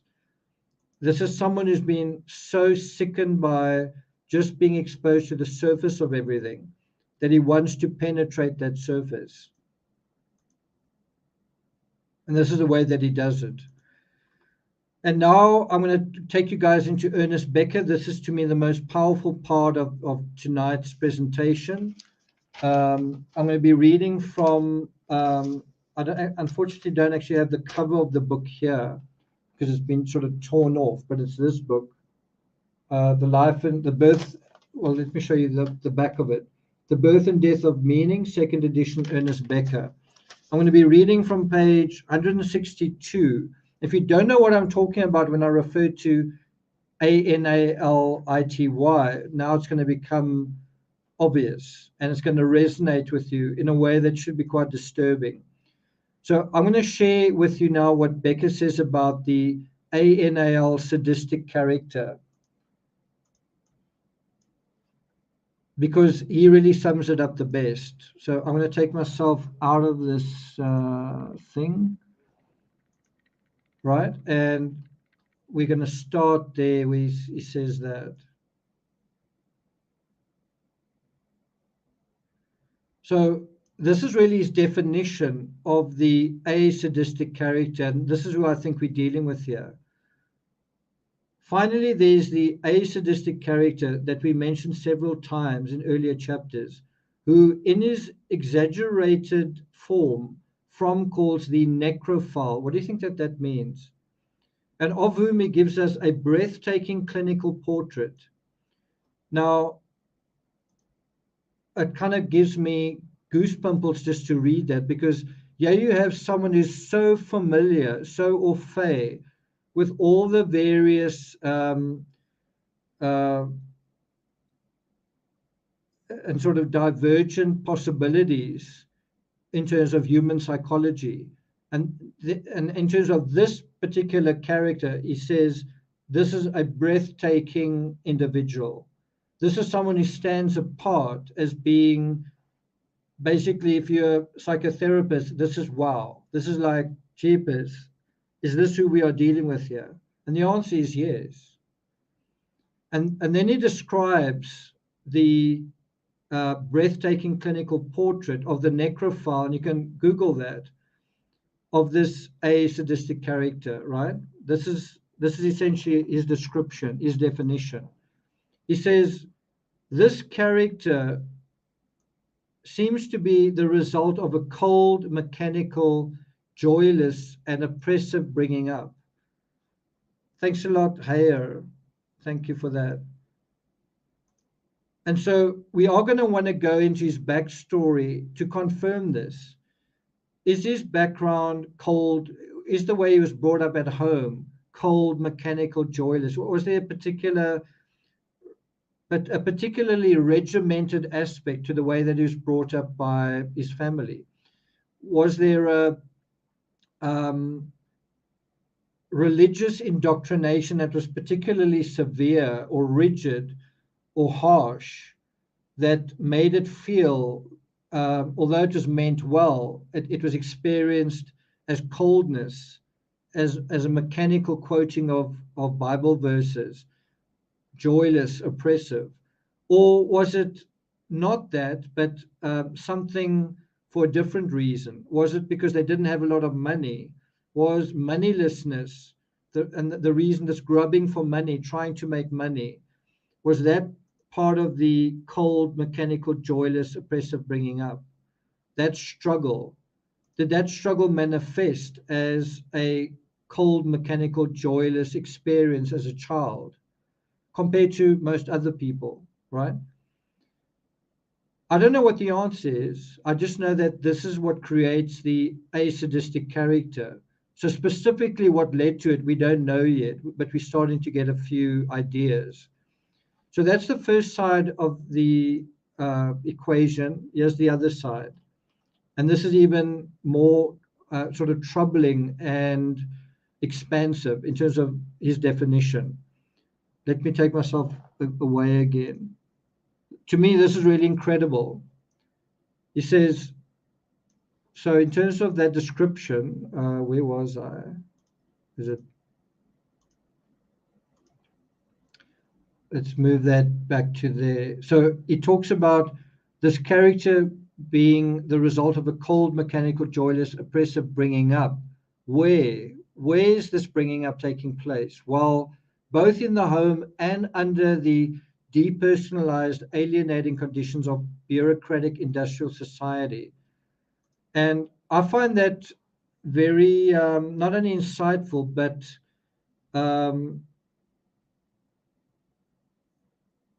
really, really, really powerful, like really powerful insight, because it's not just the home culture and the home life that is imparting this horrible, cold experience of the world to this person.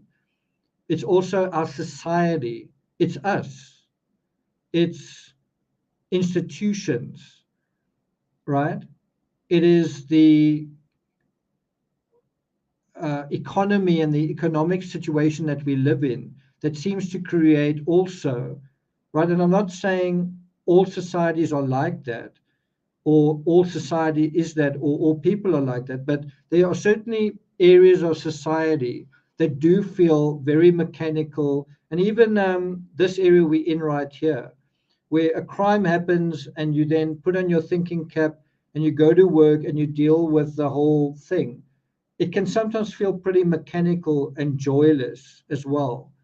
It can also feel quite oppressive, that you're not really living while you're doing this, right? And that's something that is part of the true crime society, if you will, right? Do you see what I'm trying to get at?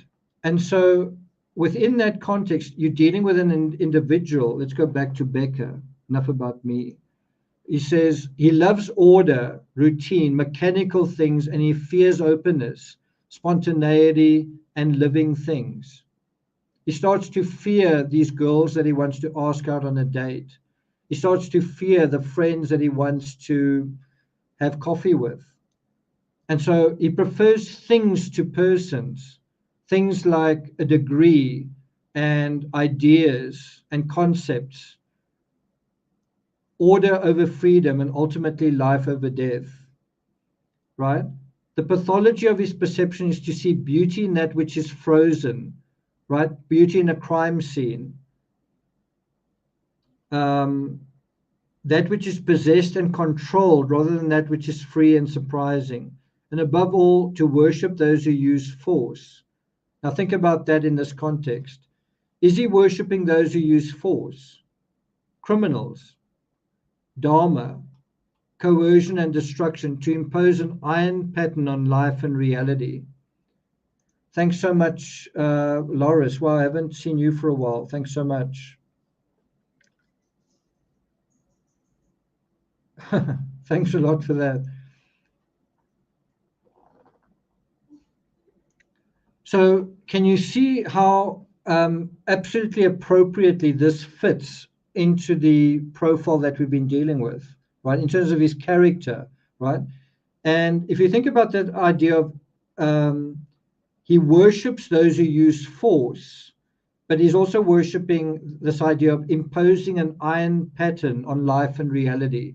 And how do you think he imposes this iron pattern on life and reality? Well, the answer is right behind me. The answer is in that background image. How do you think he imposes an iron pattern on life and reality? As I say, the answer is behind me. Well, he looks at a football game, which is all those things that he is not, right? He fears openness. Well, that's a football game. He fears spontaneity. That's a football game. He fears living things. That's a crowd cheering and moving and, like almost like a swarm of living things at a football game. He prefers this idea of a crime. He prefers all of that to freedom, to kids in a situation, a game that's being played, you don't know what the outcome is, something that is fluid and free and surprising. What he wants to do is possess and control, force and destroy all of those things. And that is exactly what he does. He wants to turn that football frenzy of fun and whatever into silence and fear. He wants to exert control. He wants to possess this entire town through the imposition of his power, but through committing this crime. And didn't he succeed for a while? In terms of he loves order, routine, mechanical things. He prefers things to people. He prefers order over freedom, death over life. Well, isn't that exactly what premeditating a crime is? It's order. All those visits to the crime scene, going there 5 times, driving there 5 times. But it's also in things like being OCD and very regimented in himself. And being kind of locked into an academic thing, but then you just don't have fun. You study criminology, you sit at home and you watch Dharma, but you don't actually go out and join the other students in what they're doing. And maybe he feels like he doesn't because he can't, but at some point he develops this ANAL sadistic character. Does that make sense? So what inference do we draw from this? Well, either that he's got no real direct connection to the victim besides stalking, or that the killer also wanted to send an emphatic message via the killing. So what we're seeing here is no more or less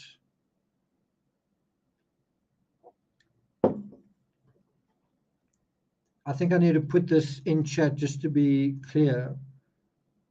What we're seeing here is no more or no less than a statement about his agency, or to be even more explicit about it, it's about showing off his power. That's the reason he committed this crime, to demonstrate his power. And if you say, well, that's a very sick way of doing it, it absolutely is. Is it a very sadistic? Absolutely.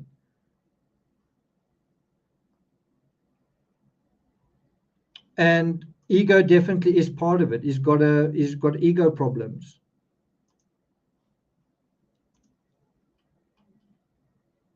And if you think about it, let's say you say, I don't really agree with that. That doesn't really make sense to me. Well, he wouldn't need to show off his power if he hadn't already experienced himself as powerless, impotent, invisible, insufficient. And that is your definition for an incel.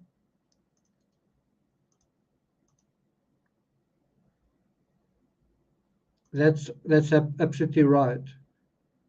I think we should just qualify that by saying it looks like we're seeing that. It appears that way. And so aren't we dealing with an individual that's showing power? Why? Well, because he experiences himself as powerless, impotent, invisible, insufficient. And this is where, we talk about critical thinking. If the criminal could just interrogate his own fucked up psychology, he could say, you know what, I feel powerless. I feel impotent, with girls and people in society. I feel like I'm invisible. I'm insufficient. You know what I'm going to do? I'm going to commit the perfect crime. Then I'm going to feel powerful. And then a best friend or even his own conscience could interrogate that and say, you know what, I don't know if you're going about this the best way. I understand that you've got these very deep-seated, you've got this real, what your pain is real, that's for sure. But I don't know if you're going about the best way to try and achieve authentic power and potency. Aren't you really throwing in the towel of your own story, actually? I mean, killing a girl, is that really showing how powerful you are? Killing a girl when she's sleeping. Isn't that really what a coward does? So what are other ways that you can show your power? Well, what about developing your physical fitness as an athlete? What about trying to actually make an effort to make friends? Make one friend, then another, and then another. Try and get your students to like and appreciate you. Put some effort into the classes you give at being more of a nice person, but also sensitive to the people around you. In terms of feeling invisible, why don't you, I don't know, start a blog or do your social media and try and develop some agency that way. And in terms of your insufficiency, maybe you need to deal with who you are and fix that up. Maybe part of the problem isn't out there, but in here, right? And those are all sorts of things that he could have done if he was thinking critically, instead of thinking via a sort of emotional path of least resistance, via his own neuroticism, via his own ANAL sadism. In other words, to take that route where you say, I'm going to do the hard work, put in the real effort, that is someone who assumes that we live to some extent in a fair and just society where my hard work will pay off. It doesn't often. I can put up my hand and say, I worked shit hard last year on my channel and got virtually nothing for it. Not nothing, but very little for it. So that whole idea that if I just work hard, that's enough, it doesn't always happen. In fact, you can feel that you work hard for a very long time and you don't get anywhere. I've told some of the people who know me, when I was a kid, I trained this whole season to come first in a swimming race. And I ended up winning, but me and the kid who came second hit the wall at exactly the same time. And the lesson I learned was it worth it? I came this close to not coming first. And look how much I sacrificed, look how much I gave up.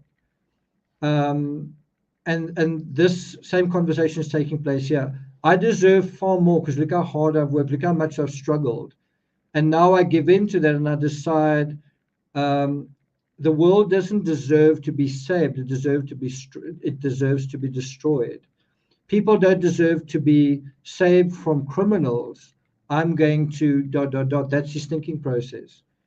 Because he's gotten so ANAL, he ends up becoming very sadistic. And we've got to be careful in our own neuroticism because we're all neurotic. We've got to be careful we don't go the same route as well. Away from self-realization or towards a destructive, dark self-realization? Are we moving towards the light? Even if we are growing in the shade or stuck in the shade, are we at least growing towards the light? And I must tell you guys, my peach tree, the one that was growing in the shade, is now almost as tall as the one next to it. It's not got quite as many branches, but it has certainly started believing in itself, certainly.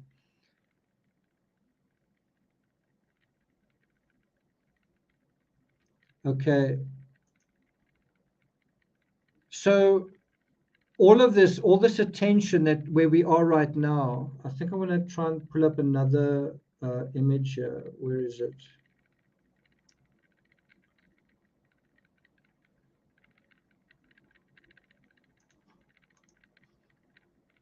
Just want to bring this picture up.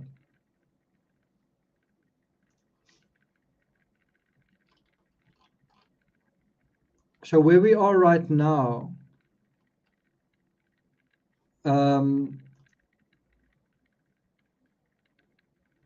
all of this attention that he's getting, his picture all over the place, that is precisely what he wants. Not in this way, not in like you the murderer or you the suspect, right?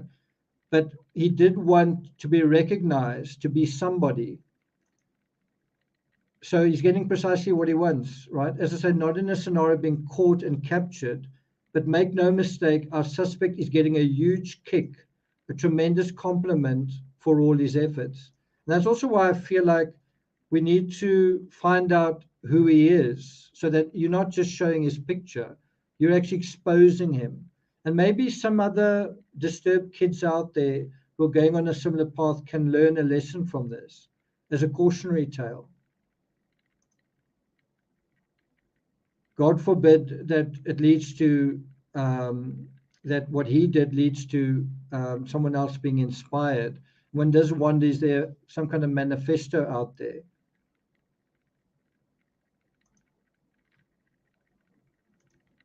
So in a very real sense, what we're dealing with here is kind of a mass shooting committed indoors with a knife. Do you guys see that?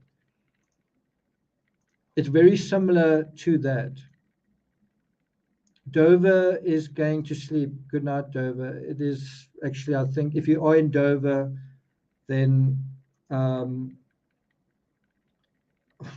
it's sort of morning, I guess, in the UK. I don't know if you are in Dover. Do you guys agree with that? We're dealing with a mass shooting committed indoors with a knife, but it's trying to do the same thing, trying to put a display out there. The only slight difference between a mass shooting and this is he doesn't want to be caught. He doesn't want to be shot at the scene. He doesn't want to be caught. It's a bit more as cowardly as mass shootings are, this is even more cowardly than that. Right? As cowardly as a mass shooting is, this is even more cowardly than that because he kills them in their sleep. So almost all of the parameters in those cases are matched here. And as I said, I wouldn't be surprised if there's a manifesto or some written statements waiting out there justifying his crimes. And that's basically it from me. We are at about the 2-hour mark. I don't know why, but I'm feeling really tired. Not quite sure. I just feel kind of drained and run down. I think it's because this particular path into this area of the psychology is draining. It takes a lot out of you to feel your way into these dark places. Do you think he could have been using meth? I think he is more than likely was using some substance. Yeah. Old age. Yeah, that's maybe part of it.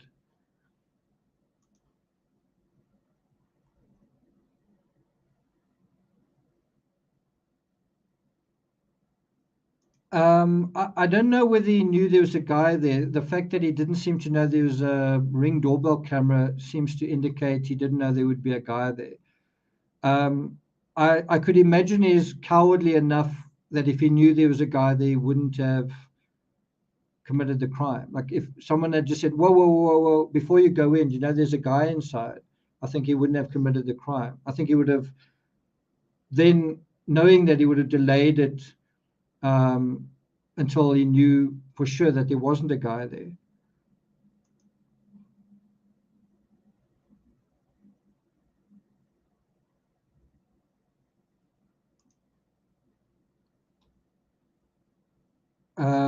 Yeah. Look, I am quite tired because of antihistamine, so that is definitely part of it. Thanks, guys.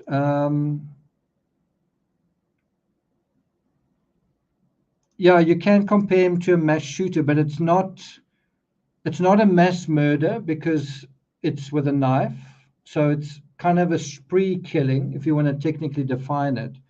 But what is quite weird about this crime is it stands apart in a way. It is quite unique because I think we're dealing with quite an unusual person, right?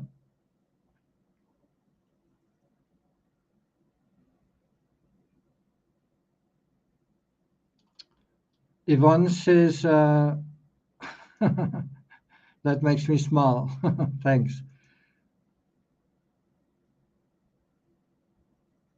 Lisa asks, the audio going around hearing the girls talking, was that debunked, found out to be fake? The audio that was released, I believe is fake. There is audio from the Ring doorbell camera, but as far as I know, that's not released, and it might be released in court or something. Or maybe not. Maybe it won't be released. Maybe it'll be played in court, but behind closed doors.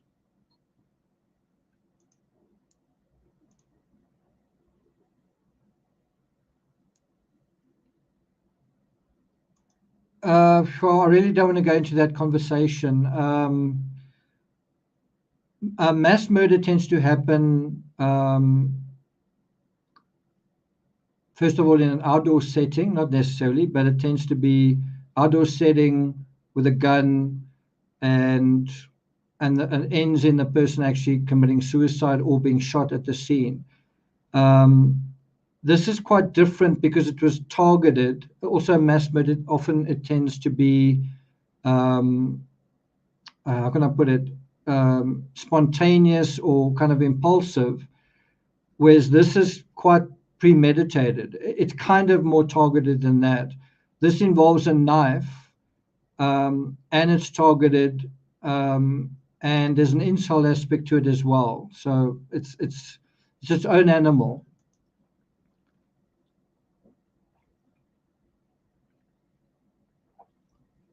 So I would, I better not scratch my eye, otherwise it's going to swell up. But he's been referred to as this is a mass murder, and I suppose technically it is, but I don't like it being referred to as that, because it seems to try and sensationalize this crime.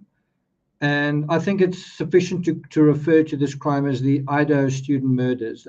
Don't make it worse than it is. Mass murder makes it sound a lot worse, and although it qualifies for that, I suppose you could say the Chris Watts case is mass murder as well, but it's not really helpful as far as I'm concerned. I think the incel narrative is a lot more helpful, but of course he's not just an incel. It's not just an incel thing, it's also a display of power, intelligence power, and I think also to some extent sexual power.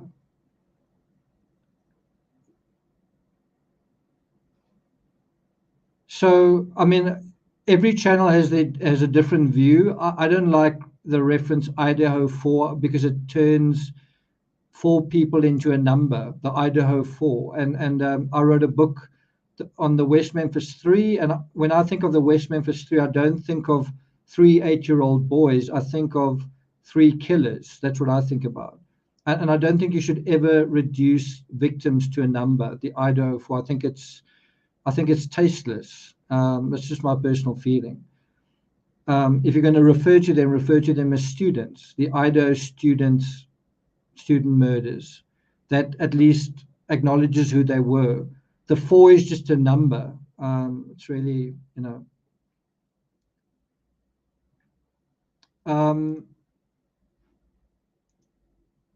so the last thing I'm going to deal with, so let me first, before I touch on that, having come to the other side of this, what is the number 4? What is the number 7 clue we all missed? Can you guys say what that is?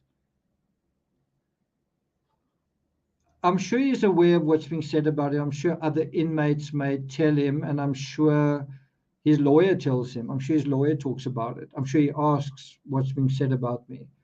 I don't know whether he's able to see his family, but if they are calling him, I'm sure they're telling him as well. Yeah. That's also a good way of referring to it.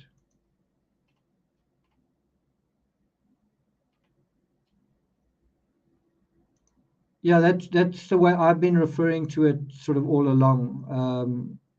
I think that tells you enough.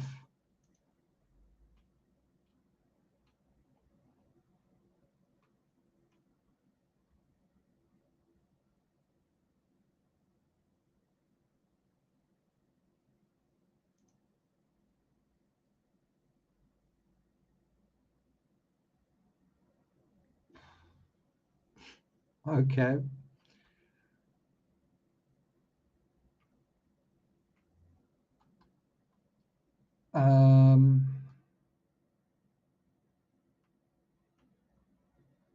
Nancy says, I've been using the former instead of students. We'll certainly correct that. Appreciate that.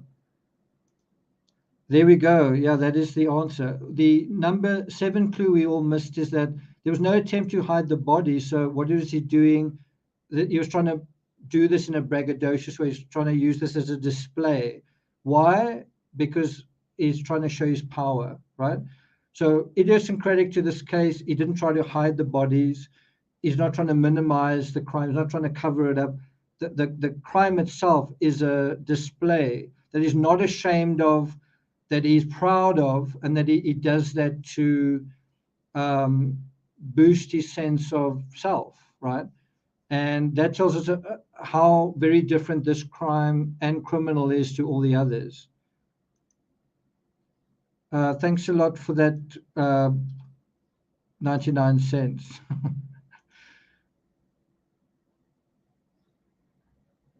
Yeah, but even if he had time, he would not have done that. So it's a good critical thinking there. But do you think if he had time, he would have done that?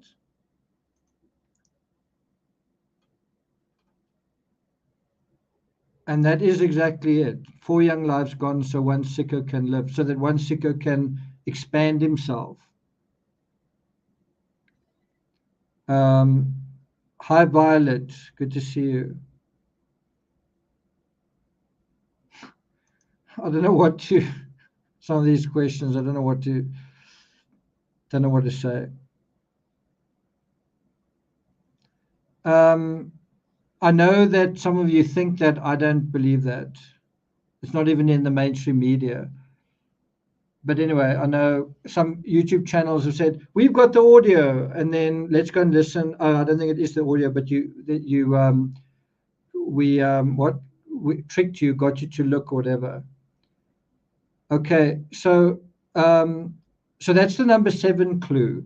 That what is idiosyncratic about this is that he wanted to display. He committed this crime to display what he did. Right? He made no attempt to hide the victims. And then I want to ask you guys, what are the first 6 clues that we all missed? Can any of you remember them? And I want to thank SM Kovalinsky and Stephanie for helping me review that list. So on the 22nd of November, this was the first clue we all missed that I put out. Who is the odd one out? And let's see how accurate this was in terms of who it ended up apparently being, right? So that was the first one. Who's the odd one out? Do you think that the suspect here is an odd person who's on the outside? Number 2 was about sex, drugs, the failure to rock and roll. And then I said in that analysis on November 26th, 4 days later, are we dealing with someone who isn't very close to any or all of the victims? He could be an Elliot Rodger type who took things personally. His outrage was to some extent indiscriminate. That was number 2. So the first one, odd one out. The second one, failure to rock and roll. The third one was drugs.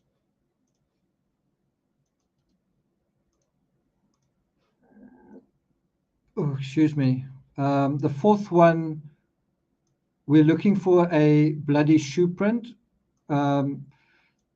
It was also focused on knives and, how can I put it? The fact that a knife killing like this is actually very rare.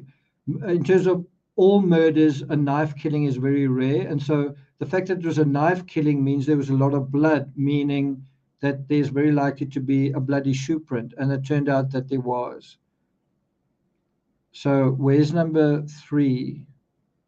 Drugs. Number 4 was we're looking for a bloody shoe print, and they apparently found one. Number 5 was, I actually think one of the best clues of all of them was that there was nothing out of the ordinary. And that came up on December 25th, and that was one of Tracy Walder's really astute observations, that there was actually nothing out of the ordinary. That what the victims ended up doing that night was absolutely normal. And so we were trying to look for something in the fabric of that night. What was going on with Hoodie Guy? What were those texts at the last minute? Did that have any significance? And it turned out that none of it did. And the biggest clue was actually that there's nothing out of the ordinary going on. And so from that, you then say, how could something ordinary, a football game, kids partying, how could that be triggering someone else? And that was exactly the right question, right? How was these kids just being themselves, just doing what they normally did, upsetting to someone else? Well, it was. And now number 6, the very last one, 3 days ago. Can you remember what number 6 was? Can you remember the very last one?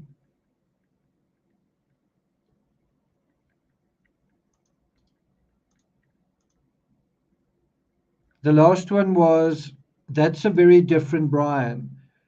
That you had in several different time periods of his life, school, a Tinder date, even when he was marking his students, even when he went to the doctor or the medical officer, you kept getting the same thing sort of repeated. Wow, that's a very different Brian. There was such a huge switch that we couldn't even recognize him, right? Well, also the Brian of the PhD Brian and the Brian of the heroin episode were also totally different. The security guard Brian and the PhD Brian are totally different, and yet not. There are two people in the same person. There's a very different there's Brian, and then there's also a very different Brian. There's the criminology student, and then it appears as though there's also a very different Brian to the criminology student. There's the very intelligent, well-mannered, nice guy, superficially charming, and then there's a very different version as well. And then, so these are the 7 clues we all missed. And then it's up to you to decide how on point were these clues. Was it a waste of your time? Was it quite intuitive? I know at one point I said something about the hunter is a hunter that has hunted before. Is that not accurate? Is a hunter who's hunted before? Is that not accurate? But if you think about it from a particular perspective, as Obi-Wan Kenobi says in Star Wars, it's true from a particular point of view. He had stalked before. And the whole thing about criminology is someone who's hunting someone else. And isn't that how it manifests, is someone doing what has happened here? It's quite interesting.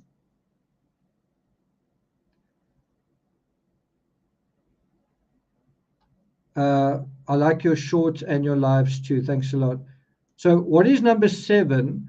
So the number 7 clue we all missed is basically that there was no attempt to cover up the victims that you see in so many other crimes. There's no sense of shame or remorse or trying to minimize the crime. In fact, he's actually trying to maximize the crime. And what that then shows is someone who's trying to use this crime as an exhibit, as a show of power, as a show of how clever he is now, whatever. So, but it comes down to he makes no attempt to cover, conceal, hide the victims. Thanks for that, Songbird. Thank you. Are there any more questions? I want to wrap it up in the next 5 to 7 minutes.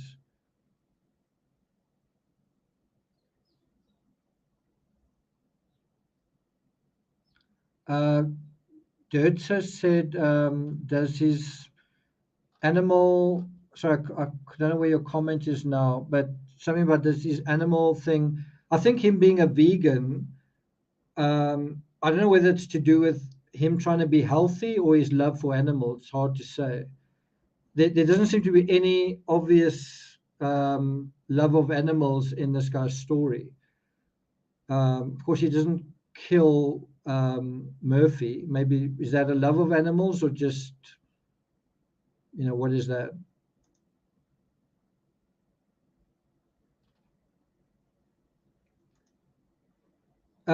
Yeah, the Jekyll and Hyde is the differences in Brian, right? It is related to developing masks, and it is related to coping with anxiety, whether it's bullying or stress or whatever it is.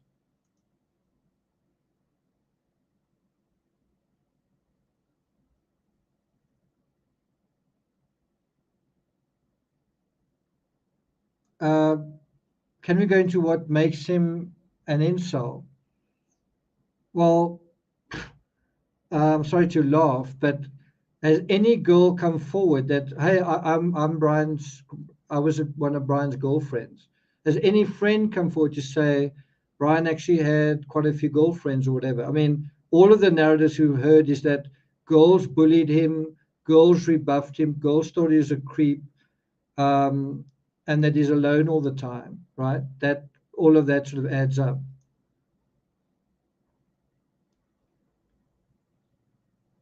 That's a good question. Contamination. That there may be evidence, but it's all contaminated. And there's a huge window, there's a huge gaping door for that narrative. Literally the door that a neighbor sees open at 8:30 in the morning. The door's open, so someone could have planted that evidence. So contamination is probably their best defense argument.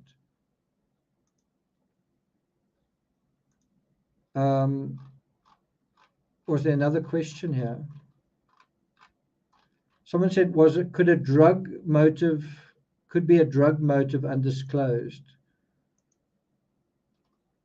I think there is more to the drug narrative.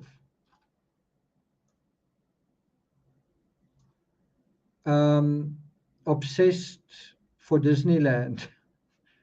Thank you for that.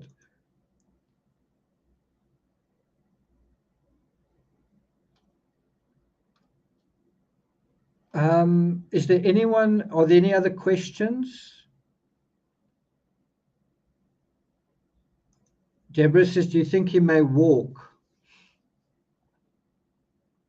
No. No, I don't think so.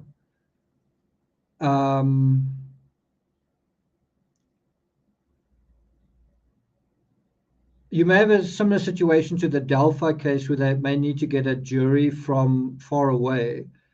But even a not particularly awesome jury, I think you're going to struggle to pull the wool over their eyes.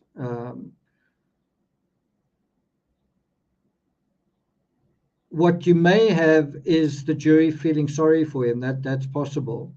So that feeling sorry for Brian may be his best, in terms of this case, might be his best card to play. You kind of had that a bit with Nicholas Cruz, where some people started feeling sorry for him. Thanks a lot for that, Val. And you're hearing that as well. To me, the appropriate response here is that you understand where the perpetrator came from, and you can reconcile some of the you can sort of line up the mechanism of how the crime took place, but I don't think you should have any I don't think you should have any sympathy for him whatsoever. You can understand from a human perspective what is going on in that human being, but what he did doesn't deserve any sympathy whatsoever. So you should guard yourself from that feeling of sympathy, because he's probably going to play that card.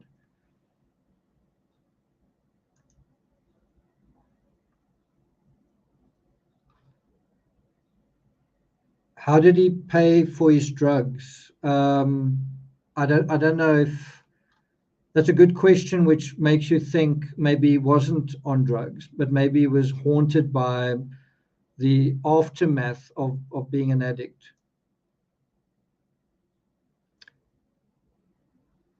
Archer Girl says, I just can't imagine him going there 12 times and not being seen.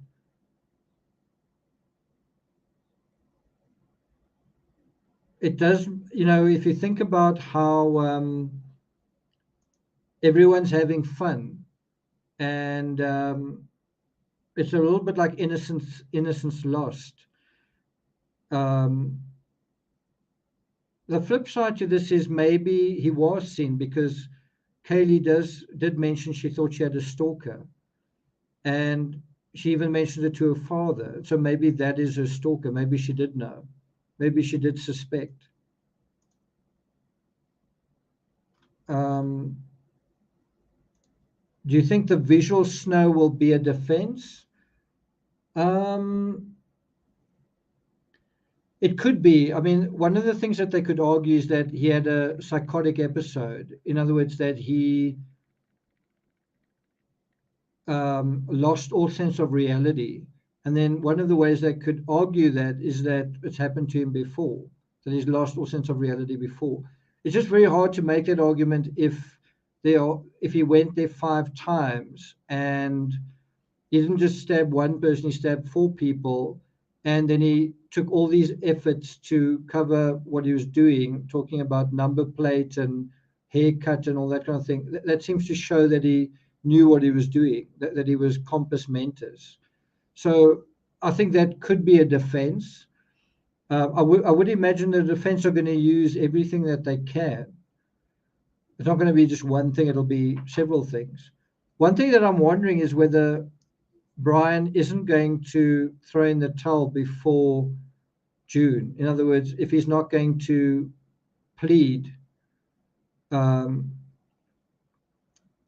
I just don't know whether he's going to sit in jail for 6 months and come out the other side kicking and screaming, ready to defend himself. I just don't know. On the one hand, someone who's been alone for a length of time can deal with that kind of loneliness, that kind of situation. On the other hand, he seems to be quite an anxious guy who needs things a certain way, meals a certain way. And isn't he going to find the whole thing eventually quite overwhelming? I don't know. We'll see. Personally, I hope it does go to trial.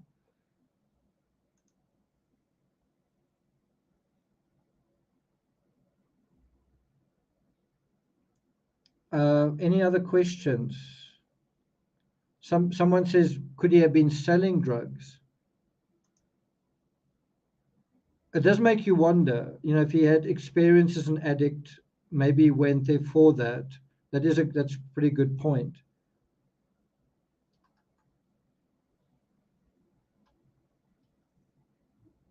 Thought Criminal says, perfect age for psychosis.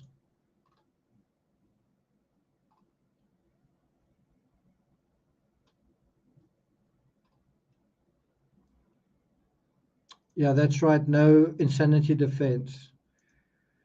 Okay, to the 999 of you who are here, thanks a lot for joining me. I must say my eyes feel a little bit better. There's a lot of spores and pollen in the air, so I'm definitely a little feeling really allergic. But thanks a lot for joining me here. I want to welcome all the new members. Thanks for joining. I actually want to do a members only, we have only members only chat in one of our live streams. I still want to do that at some stage. And I also want to thank the new subscribers. Welcome to this channel. You'll see we take quite a different approach. We're quite serious about how we deal with this sort of thing, but we try not to take ourselves too seriously as well. It's a serious subject, but we try and remember who we are and what's going on. We also want to get back to nature at the end of it. So, Timmy, did you hear that? Timmy, do you want to go for a walk? Timmy's just below my chair. He's been suffering in the heat as well. We've had some really hot days here. Okay, so I think I'm going to wrap up. Make sure you watch my previous video if you haven't already. It deals with some information that you may have missed. I didn't know about Brian saying what he said when he was when law enforcement spoke to him for 5 to 15 minutes. I didn't know about that. So check that out if you haven't seen it already. I've also got a list of 7 episodes that I intend to do. That doesn't happen often, where you've got so much material that you can pre-plan the content 7 episodes ahead of time. That's really where we are now.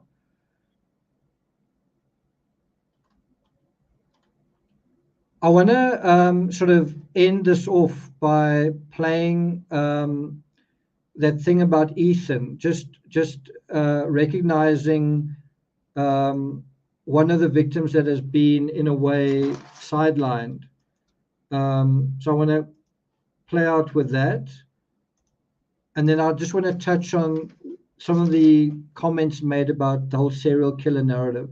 I don't think the serial killer narrative should be, doesn't really belong in this story, other than to say that he watched a serial killer on Netflix and maybe that affected his thinking. But let's listen again to how Ethan, one of the victims, is described, and he may well be the reason why Dee is still alive and why there weren't more victims than there actually were. Because I believe that the last, one of the last victims was Ethan. And if Ethan wasn't there, maybe this case would have been even worse than it is.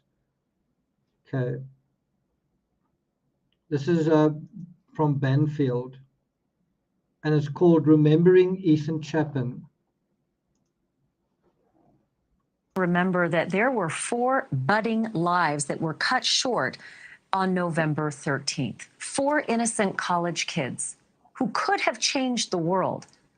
They leave behind families and friends and people who were particularly close to them, like coaches who guided their growth and helped them to reach their potential. Joining me now is Ethan Chapin's basketball coach, Tyler Amaya. He had trained Ethan on the court since elementary school and says over the years, their coach-athlete relationship became more of a brotherhood. And Tyler, I'm so appreciative that you would talk to us tonight about Ethan. So before we listen to the rest of what he says, do you remember I said at some point that this perpetrator must be quite fit, possibly quite athletic, right? And then I did wonder, is there some link to sport in terms of the football and whatever, right? But I do also think now that if Brian had a sport that he did, a team sport or something like that, if he had a coach, if he was a bit more like Ethan, he wouldn't be Brian. In other words, just in the sporting sense, if he had connected to the real world and think about sport as something that is not order over freedom, not death over life, not mechanical things. It is openness, it is spontaneity, it is freedom, it is living things. It's a way to connect to one another, sport. And that is something that seems to be lacking in his story throughout as well. Instead, he seems to be quite sickly. In fact, in one of his last texts, he says, I'm relieved that I didn't get sick this semester. But you would imagine if he just had sport as part of his backstory, that he would be been a more healthy and balanced kid. And instead, he was a fat kid who lost weight, but he seemed to lose it by dieting, not so much by exercising, unless we don't know about that. Anyway, let's continue. Just tell me a little bit about Ethan and bring him to life for people who just see him in pictures and can't help but notice that infectious smile. Where do I start? I mean, Ethan was an absolutely incredible individual. He's tall, athletic, handsome, popular, and most importantly, he was just kind, caring, had a huge heart. He was the life of the party, but he was also the life of life. I mean, he just brought energy and good vibes everywhere he went. And you had just talked to him recently about his life at the university. What did he tell you? So he's about to say that Ethan was just living his best life. And that is exactly what the suspect here wasn't. Not only was Ethan living his best life, so was Xana. So was Kaylee. Kaylee was really having a great time. She just bought an amazing car. Maddie was literally said, I'm getting the life, or her father said that she got the life that she deserved. And that's exactly the calculus that the criminal was thinking about. Loving life. He was loving life. He was enjoying school. He was enjoying the campus life, the extracurriculars. He was enjoying his frat. He was enjoying his relationships. And Ethan was always living his best life. As long as I knew him, he was living his best life. And so it was no And what you see with all the people in this story, all the victims, is that they were all had these very rich social lives. They had lots of friends, socializing a lot, partying a lot. There was so much life being lived, and all of that was anathema to this ANAL sadistic individual that was watching them.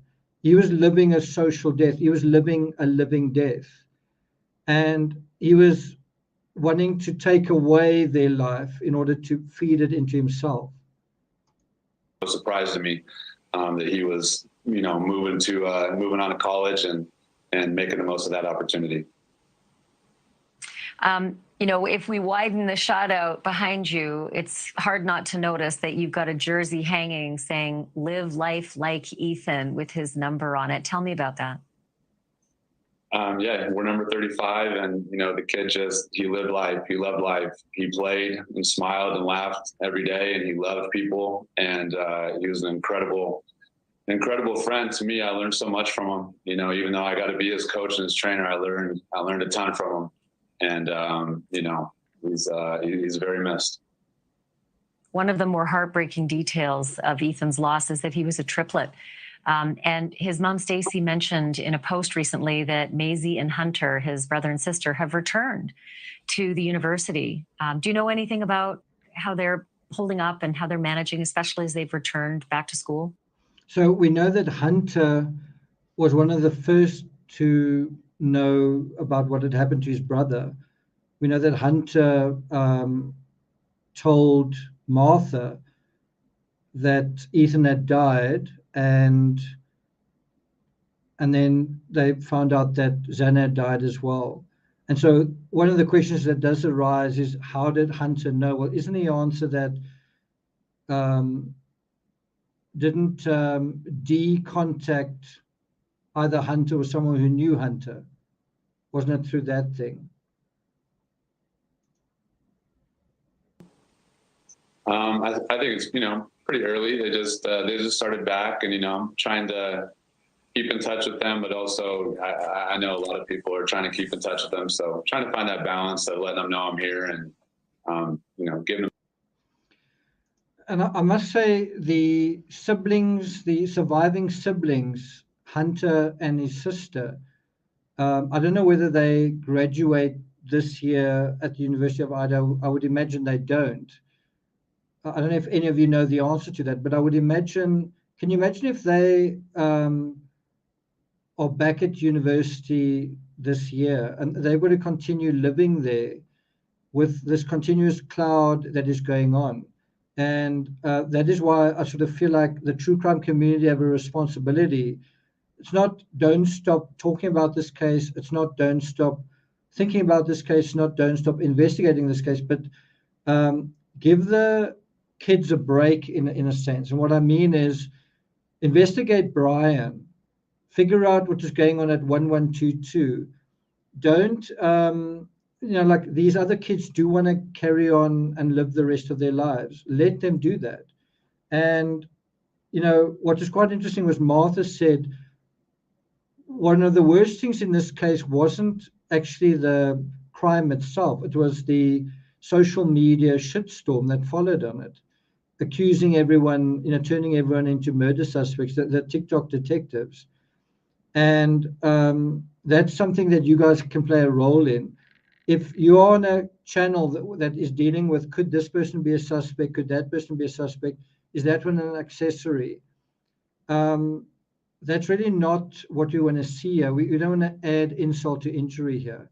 Investigate Koberger. Build your case in terms of the crime scene. Don't start witch hunting these poor students. And think about Ethan's siblings. They need to find a way back to their lives, right? And let's try and help that process somehow in some small way from where we are, right? From where we are as part of the true crime community.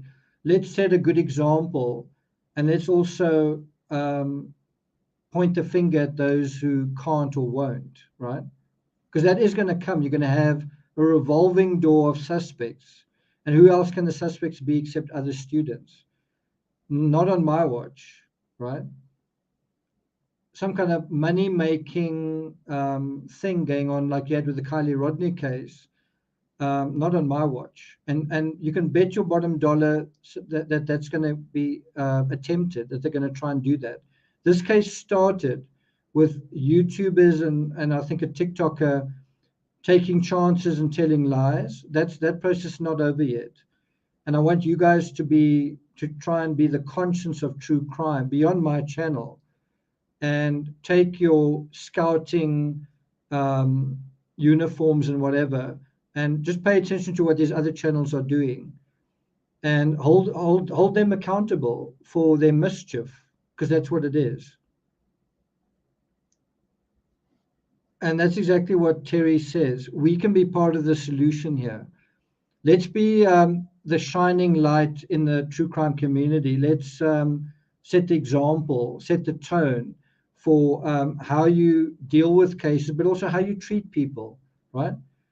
Let's not be part of the problem. Let's not aggravate these terrible tragedies that happen. You know, we care about these crimes and we care about justice. There are channels out there that pretend to care, pretend to tell the truth, pretend to investigate, and they're not authentic channels. They are the opportunists and the cash grabbers, right? And I think a lot of you here, you care, you genuinely care. I care, right?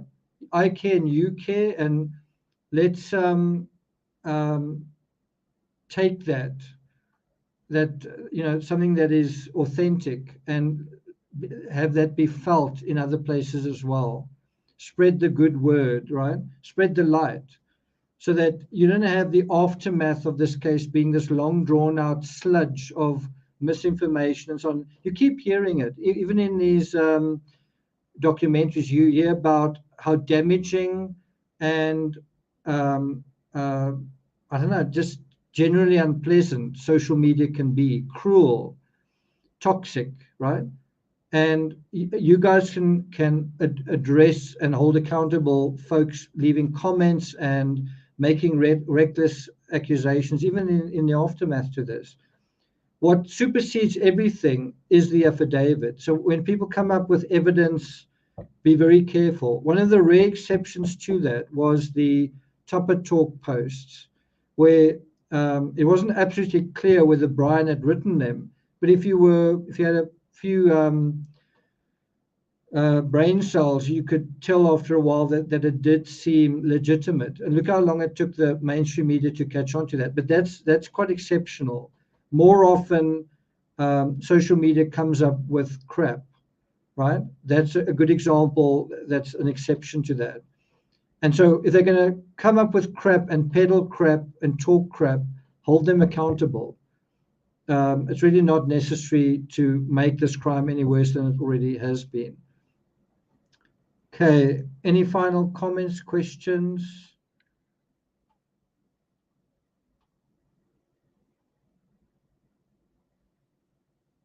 Yeah, it's not just entertainment. Yeah, that's it. If this case didn't come along, I would have been doing more edifying stuff on the Peachtree channel related to travel, and I will still be doing that. So watch that space. That's true. And I love the way social media think they're always smarter than law enforcement. Let me tell you where I come in. I come in from the aspect is a lot of my work is derivative. I derive my information from what law enforcement says, to some extent what they don't say, but in terms of by inference. For example, when they say we don't want just an arrest, we want to prosecute, a successful prosecution. And then also from what the mainstream media say, because the main difference between mainstream media and social media is the mainstream media have got to verify their sources. And if they don't, they can actually get sued. And I worked in the mainstream media myself. And you'll notice every single video I put up, I put the source there so that it's not just something that is thumb sucked or I heard on some other social media. It's verified information. And social media doesn't hold itself to that standard, but you know what? It should. Otherwise, anyone can come along and make any kind of statement. That's what social media thinks it can do. Not in this genre, right? Not in this genre. In this genre, that's supposed to be about truth and justice. Please don't tell lies. Please don't try and manipulate and be an opportunist yourself under the guise of, oh, we're trying to solve this case, right? That's why it's so intolerable in this space.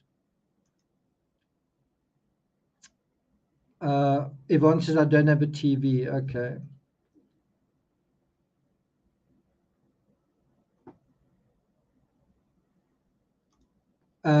I'd love to see a collaboration. That's another thing that makes this channel quite different. You very rarely see me with guests on. I don't know if that's a good or a bad thing, but yeah. Okay. Okay, well, that is it from my side. If you've got a notebook, especially if you're watching this on replay, you really want to keep track of those 7 clues we've all missed, right? And not only in this case, but in cases going forward, so that you can kind of, follow the whole line of reasoning. Timmy, do you want to go for a walk?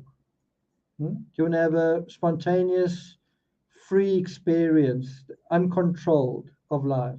Do you want to be your doggy self?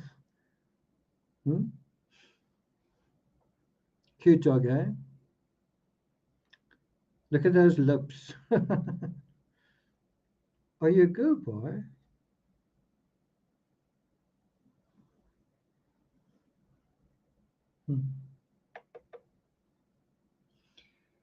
Okay, guys. So on that note, don't forget to take your dogs for a walk, especially if you haven't for some time. I'm going to get out of here. It's almost 7:30 in the morning here. My day is about to begin, certainly with the daylight. Good luck where you are with your weather. It's very, very hot here. I know there are storms in the States, but wherever you are, take care. Remember to think critically, but also be curious and reach for the sunshine. All the best. See you guys next time. Thanks also for all the super chats and the wonderful commentary and interaction. I really started off quite slowly, but it ended up being quite a good live. So thanks a lot to you guys. Mods, thank you so much. Thanks, Stephanie. I think he does love me quite a lot. I do a lot for him, though. Yvonne, Terry, Sharon, all of you guys, good to have you here. Alina as well, thank you. Alan, I don't think he really was injured, so he didn't have to heal from them. It was just, I think, a scare tactic. Palette cleanser, yeah. Okay, guys, Timmy says goodbye.